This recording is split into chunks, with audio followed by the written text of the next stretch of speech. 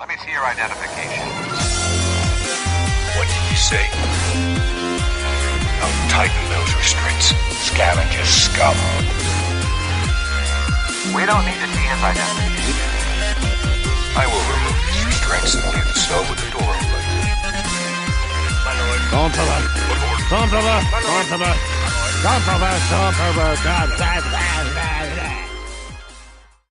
Hello, everyone. Oh, do I sound loud? Yes. Sound loud. Hello! Oh my God. Jesus Christ. Let me back this up a little bit. Did we Well, turn me up? last week we had to turn you up a little bit. Oh, so let's turn me down a little bit this week. Like about there. All right. Let's try this again. Hello, everyone, and welcome to the Sidebar Cantina, the podcast where we talk about Star Wars, pop culture, the volume of my voice, or whatever the fuck we feel like talking about. I'm Mr. Jason Roscom. With me here each and every single week, the Darth Vader to my Palpatine, Dave Martin. Hello, Dave. Hello, Jason. How are you? I am fine. Just fine, huh? I'm fine. All right. Everything is fine. You know what fine really means? It means help me, don't walk away. It's fine as the meme in the background with the existence is pain Mm-hmm. and Mr. Meeseek. Yeah, that's me. Okay. But no, it's all good, dude. We've had the most amazing string of post Labor Day weather. Yeah. Like We're going on like 2 straight weeks of the Nice. low 80s. It gets nice and cool at night, so you can have the windows open and cool down the house, and just like, this is. I'll take September hell if yeah. it's going to be like this. Mhm. Fuck yeah, Yeah. I'm. You don't have to wake me up when September ends because I'm right here. Yeah. I'm here for it. And I was looking at the extended forecast, the 10-day, and it was still the same shit. Yeah, Okay, looks like we got some rain coming up, but same and temperatures. we need it. We need the rain, honestly. But yeah, still primarily sunny, high 70s, low 80s. I will take it. Yeah. If this is part of the global warming, I'm here for it. Bring Yeah. it. Whereas Scott's probably down there in Arizona, like fucking, oh yeah, Everything's on fire. Ah! yeah. I'm on fire. I think they're only allowed to go outdoors in Arizona from like November to February. I mean, probably. Yeah. Help me, Humphrey. Because then it only gets down to the low 80s, which is, that's It can perfect. get pretty cold at night, though. It can get down to like the 40s. Oh yeah, that Well, desert cold. Well, I guess it depends on where you're at, and like the difference between Flagstaff and like where my sister lived when she was stationed at Davis Monthan. Mhm. Like it got pretty chilly during the winter, Yeah. like jacket weather. Not crazy, Yeah. but it got chilly. Okay. Yeah. All right. But Well, we're pretty spoiled right now. indeed we are. Hey, we got Big Lovin' in the chat. What? What's up, big guy? Yeah, I'm surprised you're not online. Fucking. I can't. The lingo just. I was gonna say smoking fools, but I don't know if that's the right. Like shooting people? Yeah, Oh, online. like in a video You game. know, do the shootings. Yes. Of the with the So I just started blasting. the Call of Duties, Yes, gotcha. right? I read you now. Okay. I understand. All right. Here we are. How old are we? Back in my day, approaching 50. Some of us are approaching it faster than others. Yeah. It's fucking terrifying. Yeah. It's like a goddamn train. Bam. Ugh. Well, Yes. that was something. Right in your face. All right. We haven't talked about what we're talking about today. What are we talking about today? Well, we're talking about the next episode of the Light and Magic Correct. season 2, Yes. episode 2. Yes. That's it. Just episode 2. Are you asking me or are you telling me? I'm broadcasting it. I'm speaking it into existence. Right. I mean, I've watched all of them, so it doesn't matter. We could be. If you told me, oh no, I thought we were doing all of them, then I'd be like, yeah, okay, let's do it, Yeah. because I've watched all of them. Mm-hmm. I've only rewatched the one for today, but that's besides the point. Yeah, I have the memory of an animal that has good memory. Elephant's the only one that Of I an know. elephant. Yeah, Don't crows have good memories? maybe because they like bring treats to people. Mm-hmm. Like if you feed them, they'll bring you shit. Kind of like a cat leaving a fucking mouse on your doorstep. They're very well. I mean, dogs are way more intelligent than they give them credit for too, because they're you're talking about a manipulative animal. Like dogs train humans as much as humans try and train dogs. Yeah, I believe that. I know our dog has us trained. That's damn sure. Yeah. So anyway, yeah, Light and Magic episode 2, season 2. Dos. Yes. See. 3PO. Do we want to take care of some business and talk about Patreon? You should talk about Patreon right now. Alrighty. Well, if you're my god. Oh my god. if you're enjoying the Sidebar Cantina's content, consider becoming a Patreon supporter. For as little as $1 a month, you can support this podcast and help make it possible for us to continue to bring you content week after week. Why? Because I looked at this.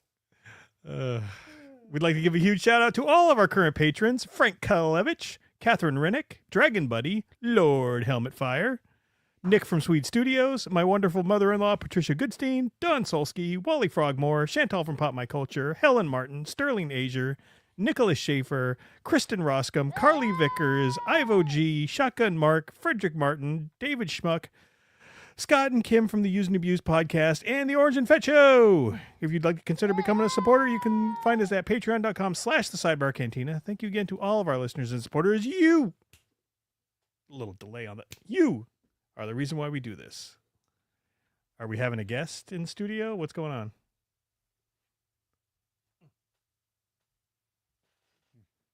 No, Okay. just seeing if it fits. Oh, okay. I thought Miss Lopez was going to be making an appearance or something. Oh, It's been a while since we've seen her. on vacation. Okay, I don't think it's going to It work. doesn't work. God damn it. It's Work, god damn it. it's a square peg in a round hole Well, it's situation. a oblong peg. Anyway. Well, I'll fix it in post. Sure you will. Sidebar headlines. If you're a member of our Sidebar Discord, then you are already familiar with our aviation analysis thread. This seems like I've been tossing around doing aviation shorts on YouTube. If you're interested, sub to Aviation Photos on YouTube. More info to come. Speaking of, so I was doing my plane spotting thing that I like to do Yeah. when I need a little time to just meditate. This is how I do it. I want to see. I go down to my spot on Delaware River, and right across from the airport, and just watch airplanes come in. And I've talked about how I read this Boeing book, talking about the 737 and basically the demise of the product that I was so proud to fly on for so many years. Mm-hmm. And wave that flag of the Boeing and the superior product. I watched for 45 minutes of planes landing. There was one Boeing product Really? in 45 minutes. All the rest Airbus? Airbus, there was a couple Embraers, but Okay. the majority were Airbus. Wow. Some variations between the A319 to the A320, which is basically the same airframe, just one's a little shorter, one's a little longer. Okay. But it is remarkable how much it's changed. Because Airbus used to be the anomaly. Mm-hmm. Like when Spirit Airlines was like, "Oh, we're only going to use Airbus," and JetBlue, like, "Oh, we're dedicating Airbus." Mm-hmm. They were like, "What the fuck do you think you're doing?" Like they were the outliers. Yeah. Now, Airbus is developing to be the standard. Yeah. I mean, I fly fairly frequently still, between all of the conventions and going home to California and all that. And I pay attention to what kind of aircraft I step onto when I travel, and it's almost always an Airbus. Yeah. Yeah, I can think of like one Boeing in the last 3 years that I've been on. There was, so it was, I would, one of the pilots I work with, he logged in. He's a guard guy, and he logged in and showed me the breakdown of the aircraft that are currently in use between the big three. You know, Mhm. between Delta, American, and United. Yeah.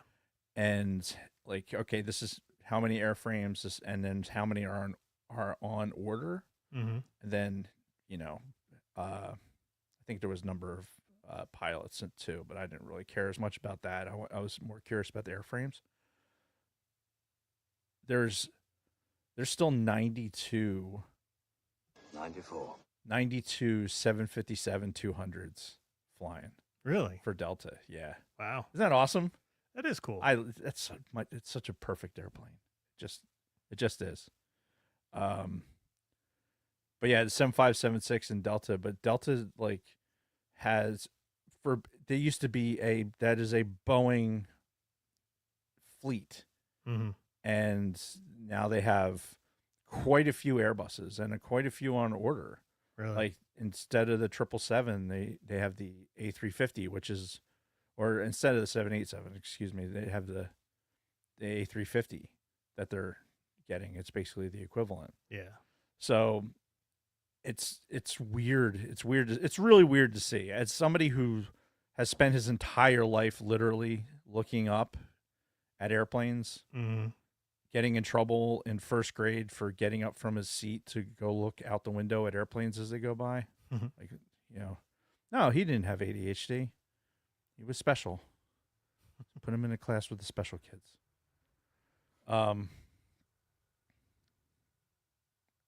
Yeah, it's just very, very strange to see the switch.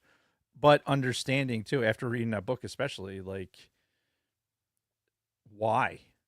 You know, why would why would you, if you're an airline, why, you know, with this type of thing happening, like, why would you make an investment in a product that you know is inferior, you know has problems? Mm-hmm. Like, till you prove to me that you can not fuck this up and, you know, not deliver an airplane that potentially has a bunch of fucking FOD in it, Yeah. which still happens. It happens on the military line. I can tell you that. Like it's delivered with the shit in it? Yeah. Nice. Yeah. Yeah. Hmm. Yeah. A shit that's unheard of in our time. Right. You know, back when we were maintainers, accepting aircraft, and like, even, yeah, you would never think of some of the things, the way that the airplanes are showing up. But I mean, it's a different time. Yeah. Anyway, I just thought that was interesting, since Lunar Girl had that note in here. I haven't really posted anything in the analysis lately. I've been a little lax, but yeah, I was doing my plane spotting, and definitely noticed a lot of Airbuses. Yeah. Yeah. You kind of wonder if it's the government that's saving Boeing right now, you know, keeping them afloat. Oh, 100%. Between all of the different airframes, but you know, they got the next gen fighter. You put a lot of eggs into that basket, because Boeing, you have sole source contracting for so many other products that are coming out of Boeing. Like, they have missile products, they have space products, they have you know, the Helo products, Yeah. shipborne product. They're everywhere now. So Space vessels. space weather. Mhm. It's too big to fail. So for sure, they're going to be borrowing money by hook or by crook to make sure that they stay afloat. I mean, they just made a bunch of 737 orders. Mm-hmm. Did I talk about it last week? I feel like you did bring it up. Yeah, the WestJet. Yeah. Yeah, because there's WestJet ordered 100 of these 737 Maxes, Mm-hmm. and like the same day, they had a gear collapse on 737, which is just the timing. Yeah. But anyway, All right. Is that it for the sidebar headlines? that's it for the headlines. All right. We had Aviation sidebar for sure. we had the Emmys happen last night, which I know you're ecstatic about, as was I. But I actually was paying attention to the winners only because I knew Andor was up for some awards, and Right. I was kind of hoping it would win Outstanding Drama Series. Unfortunately, it did not. But it did win some awards overall at the Emmys, so I figured I'd go through some of these and Yeah, we could let's talk hear about it. So first of all, they did the pre-Emmys awards, which is the stuff that they don't really want to put on television, but it's still awards recognizing people. So we have Outstanding Production Design for a Narrative, Period, or Fantasy Program for the episode Who Are You? And it's the production designer and art designer that won for Andor. And the episode Who Are You is obviously the Gorman Massacre episode. Right. So Outstanding Fantasy Sci-Fi Costumes, they did Harvest, which I think Harvest was one of the first episodes, I don't think it was. wasn't it? Well, we have the interwebs. Because We will they find were out. they were on Planet Wheat, and I figured You're talking about one of the first episodes of season 2. season 2, yeah. Yeah. We're only talking season 2 here of Andor. Right. Outstanding Picture Editing for a Drama Series, Who Are You Again? The editor, Jan Miles, won that one. Outstanding Visual Effects in a Season or a Movie. And yeah, this went to the whole effects team. It's a whole list of people. But yeah, won Outstanding Special Visual Effects, which, I mean, kind of makes sense. It's, of all of the TV shows that are out there, it probably, has the most effects. It was fucking stupid expensive to produce this season, so you would think that it would at least win the visual effects. It's true, and it's worth every fucking penny, Mm-hmm. honestly. Yep. So then at last night's Emmys, it won one award, and that was Outstanding Writing for a Drama Series. And that was Dan Gilroy for Andor, Welcome to the Rebellion. That was the episode where they extracted Mon Mothma. That's cool. Yeah, because that was the one where she gave her speech and all that. So, yeah, I mean, it's still a pretty big award. Right. Outstanding Writing for a Drama Series. The Harvest one was the one that had the wedding in it. Oh, okay. Yeah, costume design, Yep. because that's the rave on Chandrila. Mm-hmm. So I wonder if that's still up. That 1 hour of I Mon bet it Mothma is. dancing. Well, let's find out. That shit was fucking hilarious. On StarWars.com or on the Star Wars YouTube. too. Yeah. Just made it that much better. Yep. Still on the official Star Wars YouTube channel. 1 hour of dancing Mon Mothma. That's fucking fantastic. Good shit. So yeah, Andor won a few Emmys, which is nice. Good to see a Star Wars show being recognized at Yeah. an award show like this. I don't. God, I think we beat that horse to death when we were going over the show, but it'd be very, very hard for Star Wars from a dramatic perspective to get to that same level.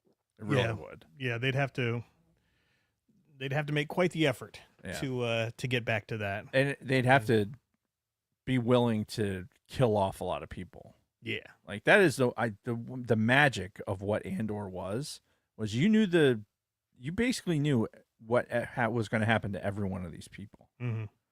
Like all these main characters. It wasn't like a question Dead. of like, is that person going to make it? No, they're not. They're going to die in a horrible, horrible fire. Or no, that person's going to get shot, like kind of inconspicuously, but that person's going to die. Mm-hmm. And so is that person. And it like KTOSO, yeah, you get real excited when you see him, but guess what? He dies too. So it's like, you know it. Yeah. And you're still there's still enough there to keep you engaged at a dramatic level. Yep. I don't see Star Wars getting there again. Probably not. Yeah, they'd have to bring on a hell of a writing and I'm glad we were there to directing see it. team. Yeah, For sure. absolutely. So yeah, congrats to all of the Emmy winners there. With that- Yes. With that being said, are we ready to get into our week? Yes. All right. Well, I will start us off, and it's all sports ball for me this week. Sports Center, the place for sports. So, first of all, the reason we weren't here last week was because we were at a local baseball game. Yes, we were at the Phillies game. Yeah, on Jimmy Buffett night.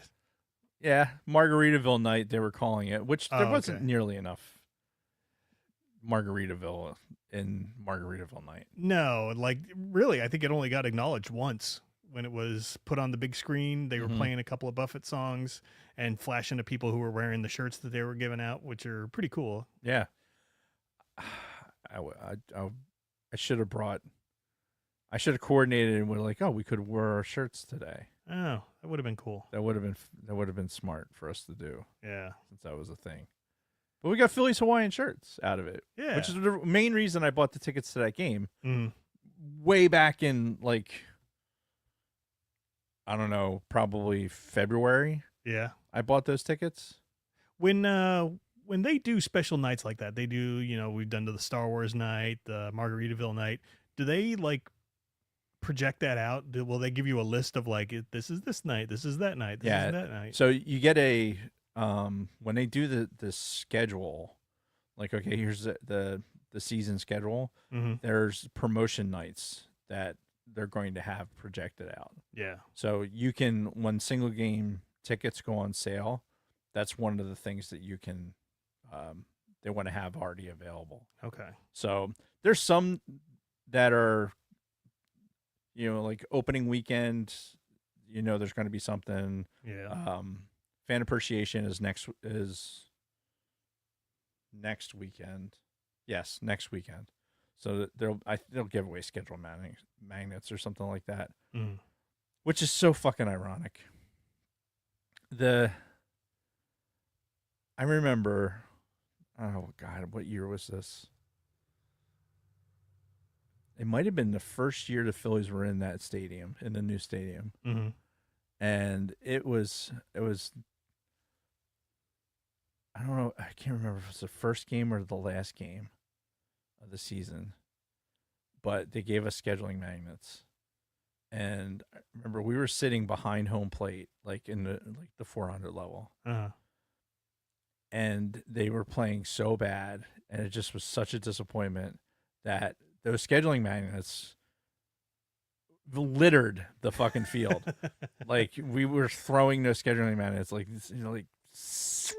fucking frisbees, throwing them out there onto the field.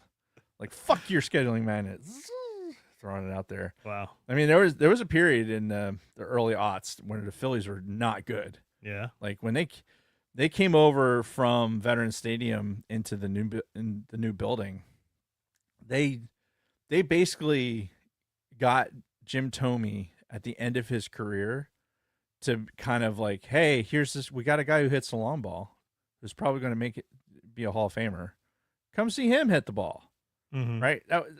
That was basically it. That was their selling Like point. this is what you want to come watch, the sports ball for. Mm-hmm. Come in and fill the seats. It was pretty bad. It wasn't until even a new stadium wasn't enough. And it wasn't until that 07 year where they really, that team that was there, that it started before that. They started winning games and they were super plucky, and you had the Chase Utleys and the Jimmy Rollins and all those guys. And all that stuff started to come together. They made the playoffs in 07, and then like World Series win in 08. They go to the series again in 09. Like they just, had strung these winning seasons together, and the rest is history from there. Yeah. But they sold out that building like every game from like 2000, at some point in 2008, I think. Somebody in the chat help me out. I was there for the Battery night too. I forget what the sellout but there was a record of how many sellouts they had Yeah. from one point to one point. And you're talking almost like a decade of every single game being sold out. So it was Nice. pretty fucking good. Yeah. It was good times. And the game that we went to was pretty fun. It was dramatic up to the end. Yeah. They I really thought that the Mets were going to score in that ninth inning and drag the game out or just take the win. But Phillies hung on. Jason got to see the Duran entry with the synced, everyone's cell phones synced up for the Yes. light show, and Which I botched trying to get involved in that. But it was a little late to the party on that one. yeah, But I'll know for next time. yeah, I was excited because that was the first time I got to see him pitch. Yeah. So that was pretty cool. I was excited for that, and the fact that they held on for the win is pretty awesome. And against the Mets. So Yeah. we've been handling the Mets the past couple weeks. I mean, if you're out there and you're a Mets fan, or a Mets fan, give them a call, do a little buddy check because yeah. Rough times. Yeah. I'd like to say that I, feel bad about it, but I really don't. Yeah. I mean, I feel bad that they feel not good, but it's their fault for being a Mets fan. Yeah, I was going to say, at the same time, fuck them. Yeah. Remember Bob Fuss? I do. Yeah. He was a big Mets fan. Oh, yeah? Oh, yeah. We used to go at it back and forth Nice. back in the day. So yesterday in football, the Niners won again. Hooray! Yay. Considering all the injuries and everything else. Who's actually playing? Who's your backup quarterback? Mac Jones, the former Really? first-round pick of the Patriots. Yeah. Really? Yeah, he got there. He threw like 3 touchdowns, almost 300 yards. Wow. Yeah. So, Oh, actually Again- could play like a first rounder. yeah, but, let's not start sucking each other's dicks just yet because it was just the Saints. So, How the mighty have fallen. yeah, but Niners are 2-0 despite all of the fucking injuries. Still 2 years in a row, but I'll take what I can get, and I'll be happy with a winning season, even if it means 9-8, right? Because they play 17 games now. I was about to say 9-7, but yeah, 9-8. Anyway,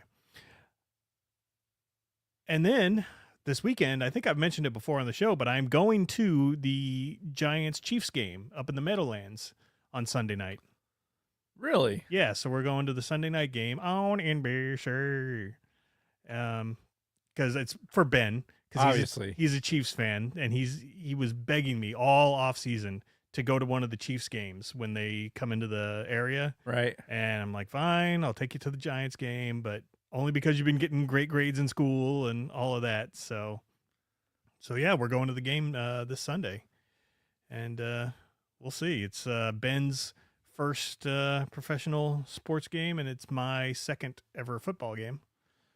Didn't you go to a Jets game and Yep. do the on-field thing? Yep. Before? Yeah, that was the first pro game I won. That was Mark Sanchez's first game, and they beat the Patriots. The Sanchez. Yeah.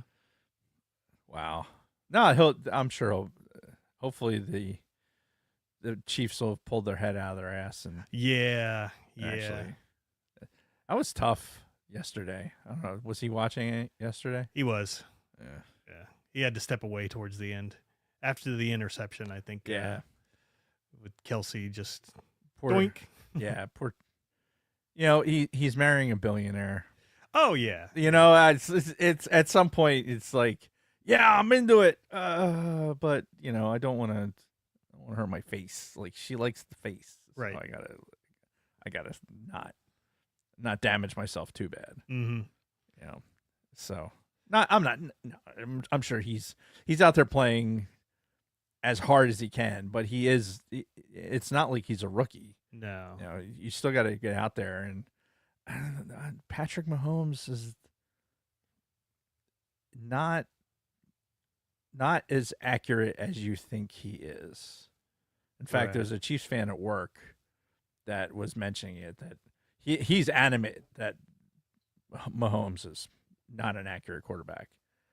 Right. And I don't know that I'd go as far as he's going. And because he's from Kansas City. But I think they have. I think we've seen I think we've seen the end of that era. Yeah. But I could totally be wrong. They could get Worthy back and and Rice back from the suspension, and they could be boom, boom, boom, firing on cylinders again. Their defense is fucking really good. Yeah. It's really good. So And it's not like they're in the most competitive division out there, though. I guess some of the other teams are starting to step up a little bit, but we'll see. I'm sure they'll still make the playoffs, even if it's a wild card. But yeah, that's pretty much my week. It's been all sports and no play. All sports and not much else. So what about you? So I obviously had went to the game with you.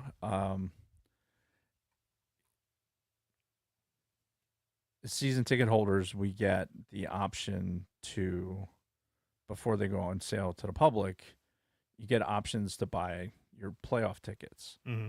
So the way it works is it's like, okay, you have this open window to be able to buy the tickets, and you kind of have to buy, like, here's your package Mm-hmm. that you can buy. So it's like, here's the wild card game, or like if there's a playing game, here's a wild card game, here's an NLDS, NLCS, and a World Series. Right. So if you're going to buy tickets at all, it's one sum or all that you have to buy. Mm-hmm. So last year we bought all the games, and they obviously got bumped out early. The games that we didn't get to go to because they weren't playing, we got credited towards this. We used it for this season for Okay. our season tickets. This year, Kathy was not super excited about doing the package again. I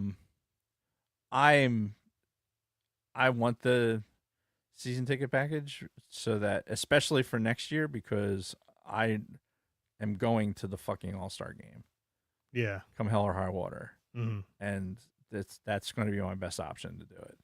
Like, Okay. I'm going to be there the whole fucking weekend. I'm going to be there for a home run derby. I'm going to be there for the fucking game. Now, is that something that, as a season pass holder, you'll have first access to? The email that we got didn't say specifically, like it hasn't opened up Mhm. anything yet, but it did say that they're going to be giving out information for season ticket holders regarding the All-Star game. All right. So that would lead me to believe that there's something there. I haven't researched it any further than that because if it's not that, then I'll be fucking pissed off. Mm-hmm. So, and I don't want to be pissed off. So fuck it. I'm not going to, ignorance is bliss. Sure. And there really isn't a B. Like, that's point A. Like, ignorance is bliss. I just want to go to the All-Star game. Yeah. The package this year, though, so we've already been to, like, Kathy went to she was at the NLDS game against the Braves. She watched Stott hit a fucking grand slam. Like, Mhm. it's like she was there for, like, these huge moments. Like, I think the energy level that was there, like, and we went to another game and another playoff game, and that same energy level wasn't there. And I think she was a little disappointed. Right. So I don't think she's as excited. Oh. So what I ended up doing is I bought the championship NLCS ticket and World Series tickets. Okay. So I've got those. Now the Phillies just need to do their bit. Mm-hmm. And there's a lot of us. I mean, the Sunday season ticket package, like, is sold out. You can't do that plan. Like, it's just, I think a lot of people did it, especially this year. Yeah. They bought it so that they have it for for 26 going into the All-Star year. Okay. But yeah, and people do it for this, have early access to the playoff tickets too. Yeah. So we'll see. We'll see what happens. All right. Well, But just hoping they make it. If they make it, I'll be at game 1 for both. The championship and the World Series. Mhm. Nice. Yeah, I got lucky because I did it. I was like first man in, into the how you doing? The pool. Yeah. So when I was like looking, I was looking at upper, I'll put it to you this way. Face value, standing room only, well, rooftop bleachers, right? So really it's, that area that's in the outfield. It's like this small bleacher area. Yeah. It's one of those. $250 Damn. a ticket for the World Series. Mm. So that's as much as I'm going to spend. Right. Like, because once you're in the building, I mean, it's going to be, fucking elbows out, find yourself a spot like in standing room or wherever, and then have at it. Like, and those bleachers they're fine. You see the game perfectly fine from back there. Yeah. So who knows? Get ahead of myself. Go Birds. Yeah, you boys won. Yeah, apparently there was a shout out at the Emmys. Somebody gave a Go Birds Yeah. when they won. She was also saying some other things, but All I heard was the Go Birds bit. we'll keep the birds. I don't watch it, so I get to have ignorance, Yes. which is in fact bliss. Yeah. I wish I had that, but You know how you get that? Don't look at fucking social media. That's the best way to do it. yeah, I go through phases where I don't. Right now I am looking at it, so Yeah, nope, not me. But saying that, so like 9/11 just passed, right? Today is the 15th. yeah. So it was last week. And we've talked about it on the show. The 25th anniversary of it is next year, Yeah. which is fucking bonkers to think about. Mhm. But it's one of those things. It's I had a bad time with it this year. Did you? Yeah. It's interesting because I didn't really see or hear anything about it that day. Like, normally they'll always do something in the news about it, but I didn't see much this year. So I specifically, because I know they read the names at the memorial. So I tuned in, and they were streaming it on YouTube. So I tuned into that and was listening to that stream. Mm. While they're reading the names, they ring a bell at the timing for when the when the planes hit and then when the towers collapsed. Mm. And then with the Flight 93 and the Pentagon. So they basically stop reading names and they ring the bell. And I do that to like I use that as a like kind of reestablishing a baseline for what we spent the past 20 years doing. Mm-hmm. You know what I mean? It's just like a reminder. Yeah. And the reason that I have to stay away from social media is the rhetoric that's out there and people that I care for that have an opinion that it's not necessarily an opinion that differs from mine, but it's an opinion that potentially that 9/11 should not be remembered nearly as much as some other things. Mm. Like domestic terrorism or shootings, and and things like that. And because that happened, there was a conversation like that happened. Yeah. And honestly, it screwed me into the ceiling for 2 days. Like I couldn't go to work. Wow. It was, to put it plainly, it hit at the fundamental part of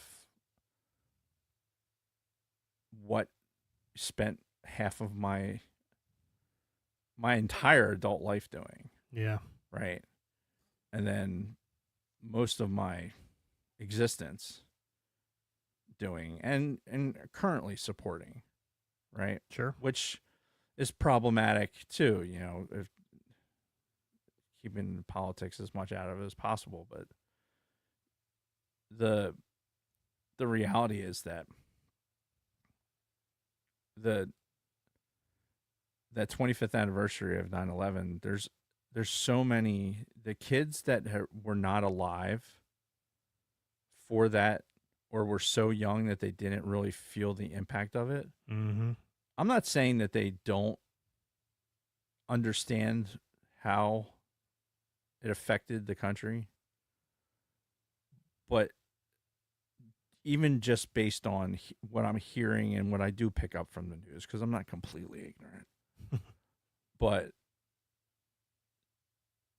they don't understand how fundamentally different the country was afterwards. Oh yeah. Like that wasn't a speed bump in our history. That was more like a fucking ski jump Mm-hmm. of change. Like even technology changed. Like so much stuff had changed after that. Like just life was different. Yeah. Like the innocence was over. Because yeah, we were still riding that internet bubble, sitting Mhm. fat, dumb, and happy, and Yeah, the internet wasn't this bastion of this unadulterated place of like I can say whatever I want without any consequence, right. which is I think Dave on his soapbox, that's the biggest problem with all of this. Mm-hmm. Whatever it is people do this shit and don't believe that there's consequence. Mm-hmm. And I think if they believe there were consequences to their actions, that they wouldn't do these things. That was just probably my voice. Well, no, my screen dimmed. Oh. So, yeah, I bring that up because I use this podcast as much as anything to as therapy. But yeah, the 9/11 really fucked me up this year, and it's going to be interesting to see what happens next year. But for those of us that were alive and the people that it affected immediately, the people that watched it live, Mm-hmm. watched the second airplane go in, and those people, and then how everything happened afterwards, like they are the fundamental change in them, and that trauma like is a mark of our history. Yeah. And that even these kids that are being raised in households in post 9/11, it's a study in sociology of the difference in what that household that they're raised in as opposed to the pre 9/11 Yeah. household. It's not just about the internet. It's also about how what was different in the households, and what was fundamentally different in family life and American society. Yeah. Because there's other places in the world that don't have the same, I won't call them issues, but they don't function the same way, even though they're in the same like tribal type setup. Mm-hmm. Again, it's a study in sociology coming from the fucking human factors grad student. But yeah,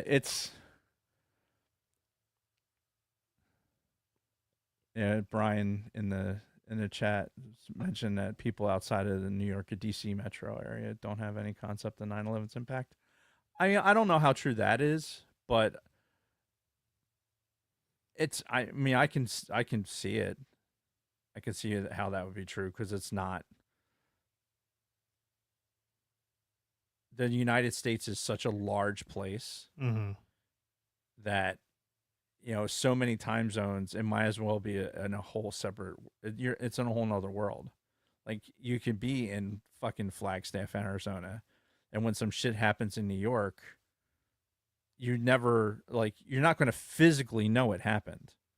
Like there's no physical connection to it. Yeah. Unless you see it on the internet or watch it on TV. Like that's true. Whereas the people that are there, they see the damage, the smoke coming up from Manhattan, and well, if you think about everything that was going on in the Northeast, like all the ambulances, all the ambulance companies, like everyone was sending vehicles, and so people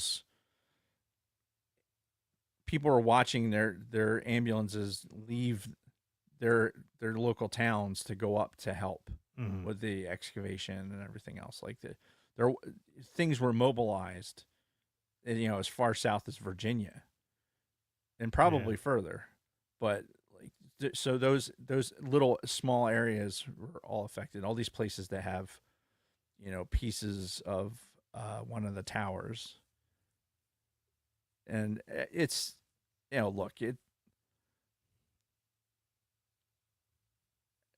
we're different. Right. I think just based on our service, we're different, but I'll take the Pepsi challenge. It's not just because I was alive during this. Like I have strong feelings towards like Pearl Harbor also. Like there's still some reverence there. Like this is these attacks on our sovereignty. Like this is what our job is to protect the sovereignty of this nation. Yeah. And being in the military at that moment was like, feel like we kind of weren't doing our jobs, a little bit. That's between me and the therapist to figure out. But anyway, all that being said, just because you're not hearing a lot about the 9/11 stuff doesn't mean that people aren't thinking about it. Oh, sure. Because it's a date. We talk about it with the weather, right? It's a 9/11 weather day. Yeah. Like I every single time, like the temperature hits a certain temperature and the sky is in a certain way. It doesn't have to be in September. It can be any day. But if I walk out and it's that feeling, immediately puts me there. Yeah. It's crazy. It's like there's other PTSD triggers that do certain things, but that's one of the few that I get with the weather, right? Where that environment, because it was so fucking nice out that day. Yeah. Anyway. Have anything else to add to the 9/11 discussion? No, just that again, I didn't see much this year, but I'm sure next year that'll be different. They'll do some events and it'll get more news coverage. Yeah, because it's a big anniversary. Yeah. Like I think we texted back and forth, or like it felt like we just did the 20th anniversary. Yeah, talking about it on the show. It was just odd. It was like, holy shit, we're already looking at 25. Yeah. Which is funny because, a kid born after or immediately after 9/11 is now 25. And it's just crazy to think that there's people that age that just weren't there for any of it. Yeah. It's just different. Yeah. It's just different. So last, but certainly not least, I'll end on a positive.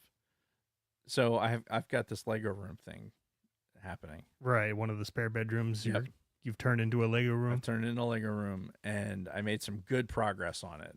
Yeah. While I was in isolation because of maybe some misplaced rage over around the 9/11 stuff. I had moved some things around and got some stuff sorted, and I've got some IKEA shelving up, and Nice. have some stuff displayed. So things are moving right along. It's pretty fucking sweet. Well, you'll have to have me over once it's done. Yeah.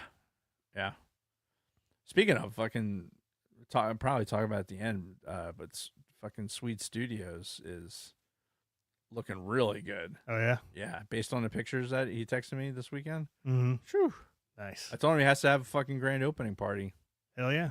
so expect that at some point. Yeah, because we did something in his studio once where it was us and a couple of his band members from his old band. When was that? That was I think that was his birthday. It was for his birthday. Is that what it was? Okay. Because he's born right July 3rd, I think. Okay. Putting out his business. We've already talked about it. Anybody who's listened to the show knows that his and my mom's birthday are the same day. Yes. See, there you go. Mind like a fucking lemur's. I don't know what that is. Yeah. I don't know if lemurs have good memories. Probably not. I don't know. Giant eyes, tiny brains. Yeah. They're probably pretty stupid. Probably. But yeah, Lego room. It's fucking awesome. Nice. Now, did you like take out the bed and everything that was in there? Mhm. So it's just now shelving and Yeah, your Legos. There's a big old chair in there. Yeah. And I've got the desk with the Legos for the Lego table for working, Yeah. and then some open floor space. I mean, there's still some storage happening in there, just because. Mm-hmm. But yeah, for the most part, it's going to be. I've got one more like IKEA thing to get for display purposes. The TIE Fighter stack is moving up there. Okay. I'm going to for that my helmet, I'm going to put it into a cubby like we would if we had a helmet for the jet. Yeah. I'm going to put it in a cubby, and I'm going to have an engraving plate made, which, by the way, perfect segue, and what I wanted to write for my week and I forgot. So I've been wanting to forever to figure out all right, if I'm going to be a TIE Fighter pilot, Mhm. what is my designator? Oh, Right? good question. Yeah. So, and I've went through fucking rabbit holes and asked questions and done whatever, right? So I'm like, you know what? It was halftime of the Eagles game, right? I'm going to ask ChatGPT. just want to see what it says, Mm-hmm. right? And it gave me a really detailed thing about oh, this is, the first two letters would be from the starship that they were stationed to, and then the next two would be the squadron, Mm-hmm. and then the next two after that would be your ID number, Right. and then it said there's some people that have they put their initials in the other two or do whatever, mix it up, but this is that format is basically the pilot format. Okay. And it gave Wikipedia articles to corroborate it. So I'm like, all right. So I have at least a baseline for format. So I'm gonna, I came up with it. I've got what I'm going to be. All right. So lay it on us. I have to. TK421. Why aren't you at your post? It looks like we got a transmitter issue. So hold up this again. Fucking ChatGPT is so amazing. Is that DV0875? Yep. All right. Oh no, it's OB, Oscar Bravo, Oh, okay. DVOB. for Omega 7. Blue Squadron. All right. So DV is for the Devastator, Ooh, okay. right?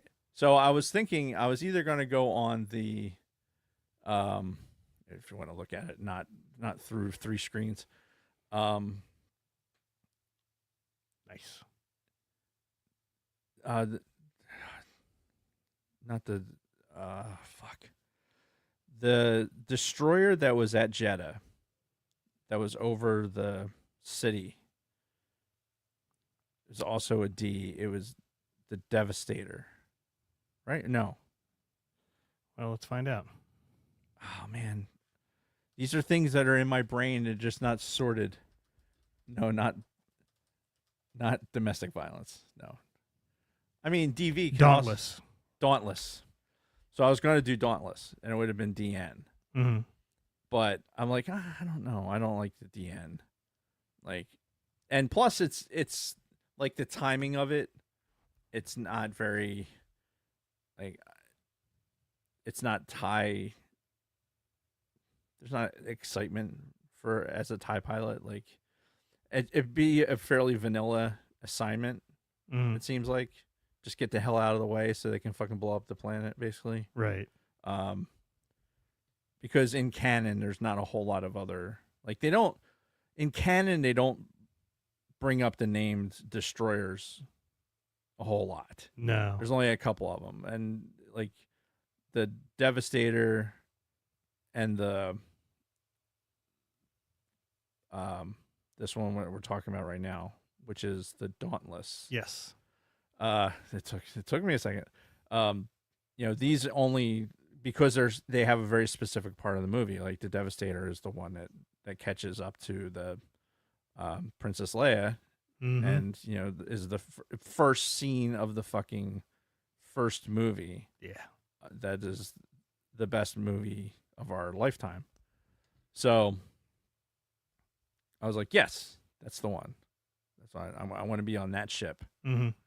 And I'll fly TIE fighters off of that, because and then the squadrons, like I was trying to find, like, I had ChatGPT just generate like what squadron names Mm-hmm. would potentially be on there, and Omega Blue was like, okay, I like that. Sure.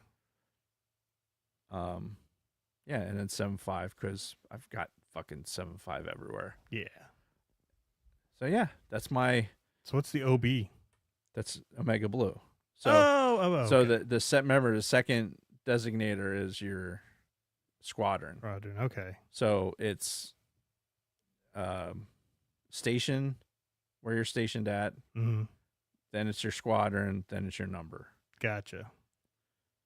Okay. So yeah, Devastator, and that squadron now would be my number. All right. Very cool. What's your number? Yeah, this is what I was doing at halftime for the Eagles game. I was finally settling on that. I'm like, yes, I like this. I like how it came out. So we're gonna do it. This is like, as I continue to build my TIE Fighter ensemble, Mm-hmm. which I gotta find a better fucking flight suit, man. That flight suit I have is it's not flight suity enough. It just No? seems like coveralls. Oh. It's Yeah. thin coveralls, but it's like I want. I don't know. I think it's the patches. Maybe the patches aren't in the right spot. Like, I don't know. There's just something about it that's not quite right. All right. So, but I have to build the chest piece too, at a minimum, before the next time. Like, I want to try and have it done for Halloween, even though that's not what we're being for Halloween. Kathy already has that figured out. Oh yeah. What are you gonna be? I'm not telling. Oh, it's a surprise. Yeah, I'm. Look, it may not be a surprise, but I'm not going to reveal it over the fucking podcast if I'm not supposed to. I'm not a fucking idiot. All right. Good thinking. Oh yeah, disabled veteran. Yep, that's a good one. Oh yeah. That's really funny. But yeah, that's it. That's it for my week, and we're right at that hour mark. All right, and I believe you need a break. I do. I need to fucking piss like a monkey's racehorse. Like a monkey's racehorse. Yeah. Okay, that's pretty serious. Yeah. It's a home movies reference. Oh. The only other person that knows that, besides my children, most likely, The John. is John. Yeah. He knows. I know. I remember you guys used to watch that amongst other things. Yes. But anyway, All right. Well, let's. oh wait, it's my job to play us out. I'm like Yeah. waiting for you to do it. I'm like, oh shit, no. All right. All right. So we will be back after this very quick word from our sponsors. Colt 45, it's a dynamite taste, it's a grin, it's a groove, it's a blast. Colt 45, it's a dynamite taste, it's a win, it's a definite blast. Colt 45, ammunition, loaded with dynamite taste. So grab one, down one, get yourself a round one. Colt 45, malt liquor, Colt 45, it's a dynamite taste.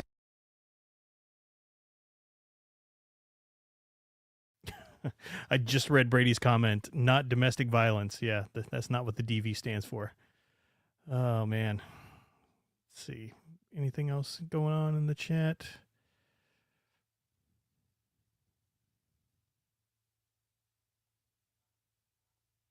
No. So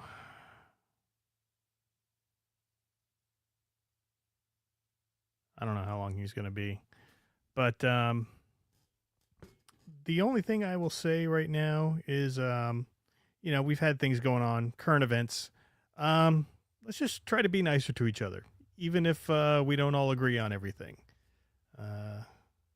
This world is, it seems like it's spiraling down, and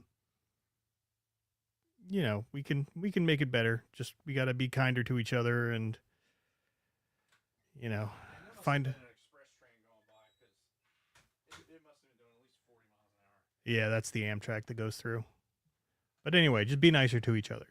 And, even if you have differences, figure out a way to get past them, because I'm friends with a lot of people that I differ greatly on. Yeah. When it comes to, either political things or. Opinions are like assholes. Everybody's got one. Yes. So let's just be nice. And if they don't, then they're fucking aliens. Yeah. What was that show? There was it was a show. It was based around aliens. I think V. Oh yeah. You know what I'm talking about? Yeah, with the lizard people. Yeah. Yeah. And they were like, they had no ass crack, right? Sure. And I think that's what I remember about them. They were like flat ass. Did they still have an anus? But Not just that no I'm ass aware crack? of. No butt cleavage? No butt cleavage. Yeah. Just straight. All right. Maybe it comes. Maybe it came out of Came out of their mouths? their mouths like the fucking Like South owls? Park episode. Yeah. Do owls do that? What? What did you Yeah. say? Yeah, I'm pretty sure owls regurgitate their waste. So they don't have an anus. No, I don't think so. Seems horribly. That seems inefficient, When, especially for a bird that flies as well as it does. when I was in elementary school, we used to go to this camp for a week called Camp Keep. And it was basically, we lived in tents and we did all kinds of naturey stuff. And one Uh-huh. of the things that we would do would be to dissect an owl, like dropling ball thing. And you'd find like little mouse bones and shit in there. But yeah, I'm pretty sure that we learned that owls, They don't. yeah, helmet fire corroborates that story. They cough up the bones as pellets. Yeah, because they cough them up in these little circular pellets, and we would get those and dissect them. And But no waste. Then there's Well, no like well, excrement. no, I guess not. I guess they piss.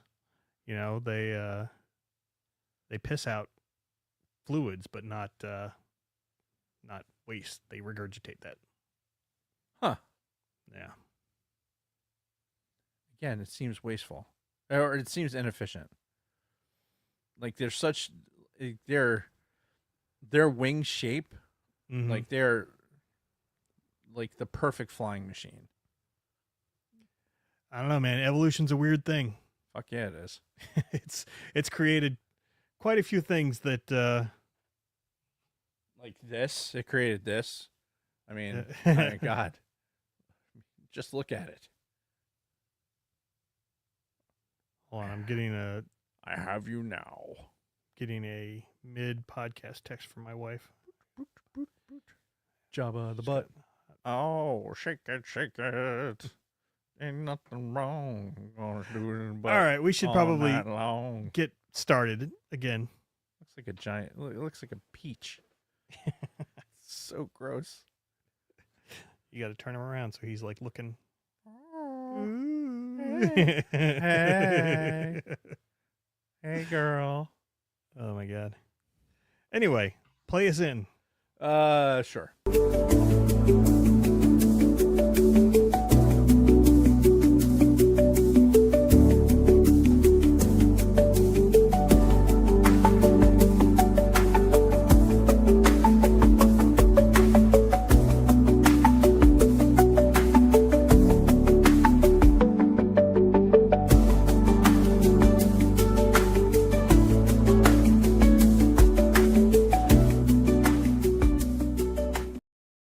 This is Easy Listening with Dave and Jason. 37 dips in a row. I got your easy listening right there. Oh, yeah, we got to change that music. All right, and we're back. So let's get into some Light and Magic, Season 2, Yeah. Episode 2. So to quickly recap, Episode 1 mostly focused on the Phantom Menace. Right. A lot of the production of that and the effects and, you know, how it was quite the load for the effects people to carry. But they did it, and now we're on to Episode 2 called There Must Be a Better Way. Right. And it starts off, now I think that there's a double meaning there, but it starts off where we get interviews with people just, you know, from throughout the documentaries, talking about like, okay, what do we do next now? Because this is in the wake of Phantom Menace, and they're talking about like, okay, what do we do now? What's the next big hurdle? What's the next big thing we can do? Where can we push this technology? Right. And it's showing flashes of the movie AI and then Saving Private Ryan, which, you know, I guess I probably should have known that like the Normandy invasion was a lot of visual effects, because obviously they didn't have all those boats and everything. Right. But That would have been quite the production. That would have been quite the feat to reenact that. Yeah. But I'd love to see, you know, a behind the scenes on that, like how they made the Saving Private Ryan stuff. But I think there is something out there. oh yeah, I almost guarantee that there is, okay, because I think I've seen parts of it. all right. Maybe it's like DVD bonuses or something. maybe. And yeah, and that kind of gets us started off with the episode. And then we jump right into the Phantom Menace premiere, where So we left off with it was like the cliffhanger of like, oh, I've got the critics reviews right here for the Phantom Menace, yeah, and you know, George and the gang going like, oh wow, I can't wait to read them. I hope they're good. And yeah, and then it was like scene. Ahmed Best saying, "This is going to change your life," but I wasn't ready for how it was going to change it. And then, Right. Yeah, literally doom, doom, doom. yeah. So it starts off with the premiere, shows footage from a lot of people that were waiting in line and like getting into the first viewings of Phantom Menace. Right. There was a lot of excitement, obviously. It Yeah. was, you know, it was big for us Star Wars fans, even if may not have lived up to expectations. It was still a huge event. It was. And, you It know, was new Star Wars after fucking so long. yeah, and it was like a 6-month buildup of promotion and trailers, Yep. and you know, it was a huge deal. And then we jump right into the reviews and the critiques of Jar Jar. Mm-hmm. So, you know, you got George reading the reviews, and most of them are saying things like, "Oh, it's a star with no soul," or Right. you know, things like that. Like praising the visual effects, but at the same time kind of dogging the overall story and Mhm. everything. How do I have 9 missed calls? Hang on a second. Oh boy.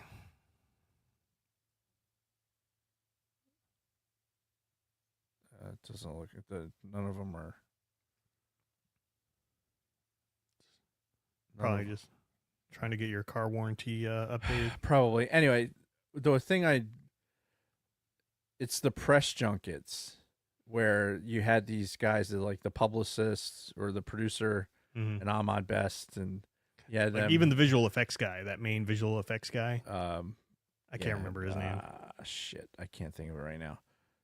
Joe Joe Schmo. Joe Joe Mama. Joe Joberson.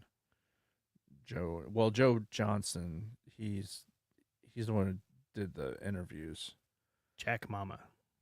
Fuck. Anyway, regardless, they went into these interviews, and as they're getting asked questions, they're like realizing that wait a minute, the tone of this is wrong. Right. It's like they're trying to dig to find like why this, for my word, sucks.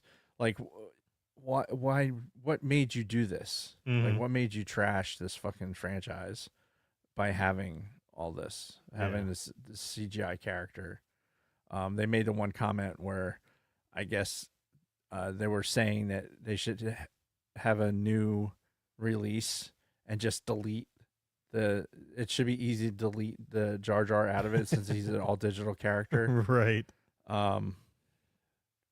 And yeah, it's what caught me and made me especially like we knew that Ahmad Best like didn't take it well Mm-hmm. because of all the criticism. Yeah. Right, he obviously took it really personally, and they had the clip of being in an interview, that press junket, where they're like asking him like, oh, where's this accent from? Is it like from, it's a little bit of Creole? He's like, no, this is it. This is how I talk. Yeah. Right. But I can imagine like if you're on the other side of that and you're like, I'm sitting here, this is how I talk, and you're trying to find you're trying to find that like, okay, why are you disparaging against these people? Yeah. Right? Why are you're obviously, you're playing this up to be like this Jamaican, Like a stereotype. and playing into all these stereotypes. And then they had like some black guy calling George Lucas a racist Yep. because of Well, because of Jar Jar. reasons. Well, it's saying that like, oh well, he may not be racist, but he's using racist, Like innuendo undertones or or something yeah. like that. And it's like, for fuck's sake, dude. As much as we didn't like Jar Jar, Mm-hmm. it wouldn't have the racism bit. Like we were definitely I would have said that somebody was trying to do an accent because it just seemed like that. Like until you hear him talk and it's like, oh, that's just him, Yeah. just him doing his voice. And then when they get to this is in the first 10 minutes of this, and Ahmed Best is talking about fucking walking on the Brooklyn Bridge and getting ready to jump off of it. Yeah. And it's like, Yeah. Where he got to the point where he was outside the railing, yeah, looking over the edge, and basically it was almost spiteful. Like, I'm going to show all of you, yeah, what you did to me right. This is doing this act. Basically, my revenge on all of you is you're going to have to know that this is what you did to me. Yeah. And I'll tell you, like, watching that for the first time, I was like, that. I had some guilt about, the dislike for Jar Jar as a character, because it's easy to be dismissive of something because it's a CGI character, but in reality, like, this is a mocap individual. Yeah. Like this was a person the entire time, just not present in the scene with the other people. Right. But I mean, he even dressed up in his weird mocap suit with the Right. hat that had the face on it and Yeah. and acted with the rest of the actors. Right. So, So it's not like it's completely outside of like, hey, he's just in a booth. You know what I mean? sure. So it made me feel some kind of way about it. Yeah. When I first saw it, and I was like, oh shit, you know, now I feel kind of shitty. Right, because I mean, I remember being there. I remember the first couple of showings of Phantom Menace that I saw, and I'm like, I really don't like this character, and I was vocal about it to whoever would listen. This was again back before social media. We Right. had the internet was just starting to bloom, and there was no social media, no Twitter, no Facebook. So he made a comment that I thought was fucking hilarious and also true. Mm, That in those days, if you knew how to make a website, you Uh-huh. were some sort of computer genius. right, which Because it was still HTML, right? Because you Mhm. needed to be able to very, very basic coding to make a web page. which I made one for myself. Yeah. And I was looking at because they were showing some examples Mm-hmm. on the screen, and I'm like, oh yeah, that's the same format that I used when I created my Yeah. Roscom's World website. Yeah, I mean, so many of us had GeoCities sites. and, Yeah. I know I built some web pages for people, Mm-hmm. and I built the intranet thing for the unit that we used before they locked down the fucking the drives, Yeah. and I was able to actually like, oh yeah, here's a splash page for you to go to link to other stuff. Mm-hmm. But it is funny, like, yeah, that person can make a website. Like, oh my god, they must be really knowledgeable about computers. Yeah.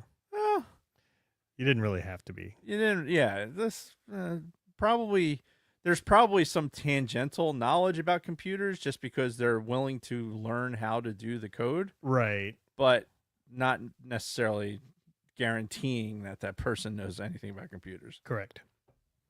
I was kind of in the first boat where it's like I knew a pretty decent amount about computers at the time, more than your average person for sure, and that made the coding and all of that easier for me because Yeah. when like the GeoCities first came up and I'm like Googling or whatever, Yahooing, Right. like how do I make a web page? And then, oh, you do this HTML code. Okay, that's easy enough. And Yeah, and at CompuCom, before I started on my active duty tour, we had to do shit constantly, like breaking into stuff and having to go into the back of Windows Mhm. and running stuff in DOS, like because it was so much faster. Just fucking all right, I'm going to edit this. I'm going to reg edit this thing in DOS because doing this in Windows would just take fucking forever. Yeah. And I have 15 systems on the desk and 5 different bosses. I need to get this shit done. Right, all asking you if you got the Right. new Did the you memo. get the memo? Yeah, that was my life. Yep. So, How did I get a splinter? I don't know. So yeah, they're reading the reviews. They weren't doing that great. Everybody was shitting on Jar Jar, and I loved some of those websites too that they were showing on the screen. They were pretty funny. The Jar Jar must die, and Right. all of that. Again, I was part of that negativity at the time, Yeah. and Same. I feel bad for Ahmed Best and all that he went through. Thankfully, everything turned out all right in the end. And George, they go to George talking to the effects guy, and basically, the effects guy's like, "Oh God, they hate Jar Jar. They hate this thing that I created and all this." And George is like, "Look, they hated C-3PO in the original Right. trilogy. They hated the Ewoks." Yeah. And he told Ahmad Best that like this is the movies, Yeah. right? 80% of the people are going to tell you about how much they hate something, Mm-hmm. right? You're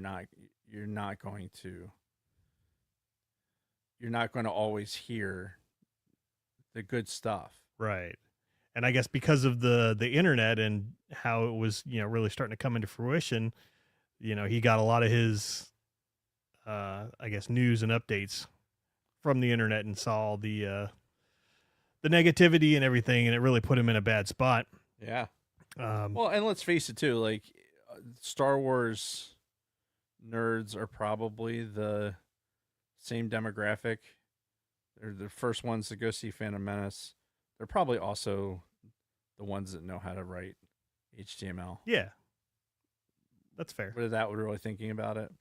So Mhm. they're also the ones that are be like, we hate Jar Jar. Just get on to juice. So just fucking let's make a website. Yeah. Ignore the fact that the movie actually made $1 bajillion. Like, it's still adjusted for inflation. Phantom Menace is still one of the top 20 movies of all time. Well, yeah, I mean, it was new Star Wars, so people still wanted to go see it. Mm-hmm. And I don't know how much do people actually pay attention to what the critics say, When it comes to Star Wars, or just in general. I don't know. It's probably a mixed bag, probably 50-50. Really? I mean, I don't know. I don't know the average moviegoer and what they care about, but all I know is I work with a lot of horror fans, and they're all seeing these new age horror movies that are coming out, Mhm. and I'm pretty sure those have gotten bad reviews a lot, but they don't seem to care. So Yeah, I mean, it's one person's opinion on something. yeah. But again, I fed into that negativity, and I would find myself agreeing with the reviewers and be like, yeah, fuck this movie, blah, blah, blah, blah. Which, there was another quote from George. He said, 10, 20 years from now, things will all be different. Yeah. And he couldn't have fucking been more accurate, Yeah.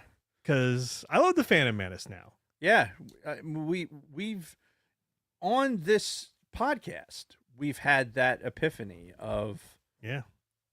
transitioning away from Phantom Menace being the worst thing Star Wars has ever done to we understand how important Phantom Menace is to what the Star Wars universe is Yes. and why our kids' generation, the idea that, and they mentioned it too, and it wasn't George, it was one of the other guys had mentioned it's the next generation of kids, and this is their movies. Yep. And we lose sight of that. Yeah. And we've talked about that on the show Mhm. before too. Yeah, and if you've been with the show for any length of time, you know that's we kind of had that realization on one of the podcasts where we were talking it out. Yeah. I distinctly remember it. Yep. And did you get it? No, not really. I can still feel it. Hmm. I need a bigger knife, apparently. So they wrapped up the episode 1 talk, Mm-hmm. and moved on to other stuff. So they move on to Twister, of all things, Right. because there was Steven Spielberg came to ILM and said, "Hey, can you guys do a tornado?" And basically, we're thinking about doing this movie, but if you can't do tornado effects, then we're not going to make the movie. And the movie, No pressure. yeah, Yeah. This one guy yeah, who what was it? It was particles he was Yeah. talking about, right? Yep. Like his deal with computer graphics was moving particles around. right. Because they had talked about some examples that he had done from The Mask and Jumanji, Mm-hmm. where he'd made particle effects, like the green smoke that kind of came out when you pulled the mask off. Right. And which it's amazing to think about the level of detail, like for the stuff that's really good Mhm. and really believable, it has to have that extra level of detail. Like, Yeah. hey, I'm pulling this mask off.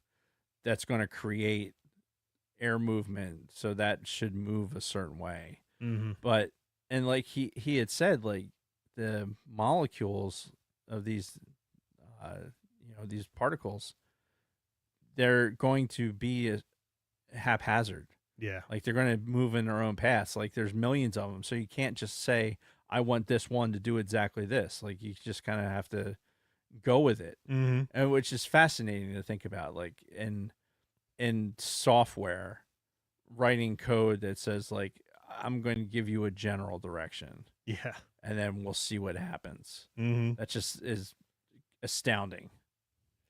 Yeah. All this object-oriented programming and Yeah, um, I need a soda. Do you got any in there? Did you restock yourself? no. Do you want one? No, I'm good. Hopefully they're cold. Because someone likes to unplug the fridge during the week.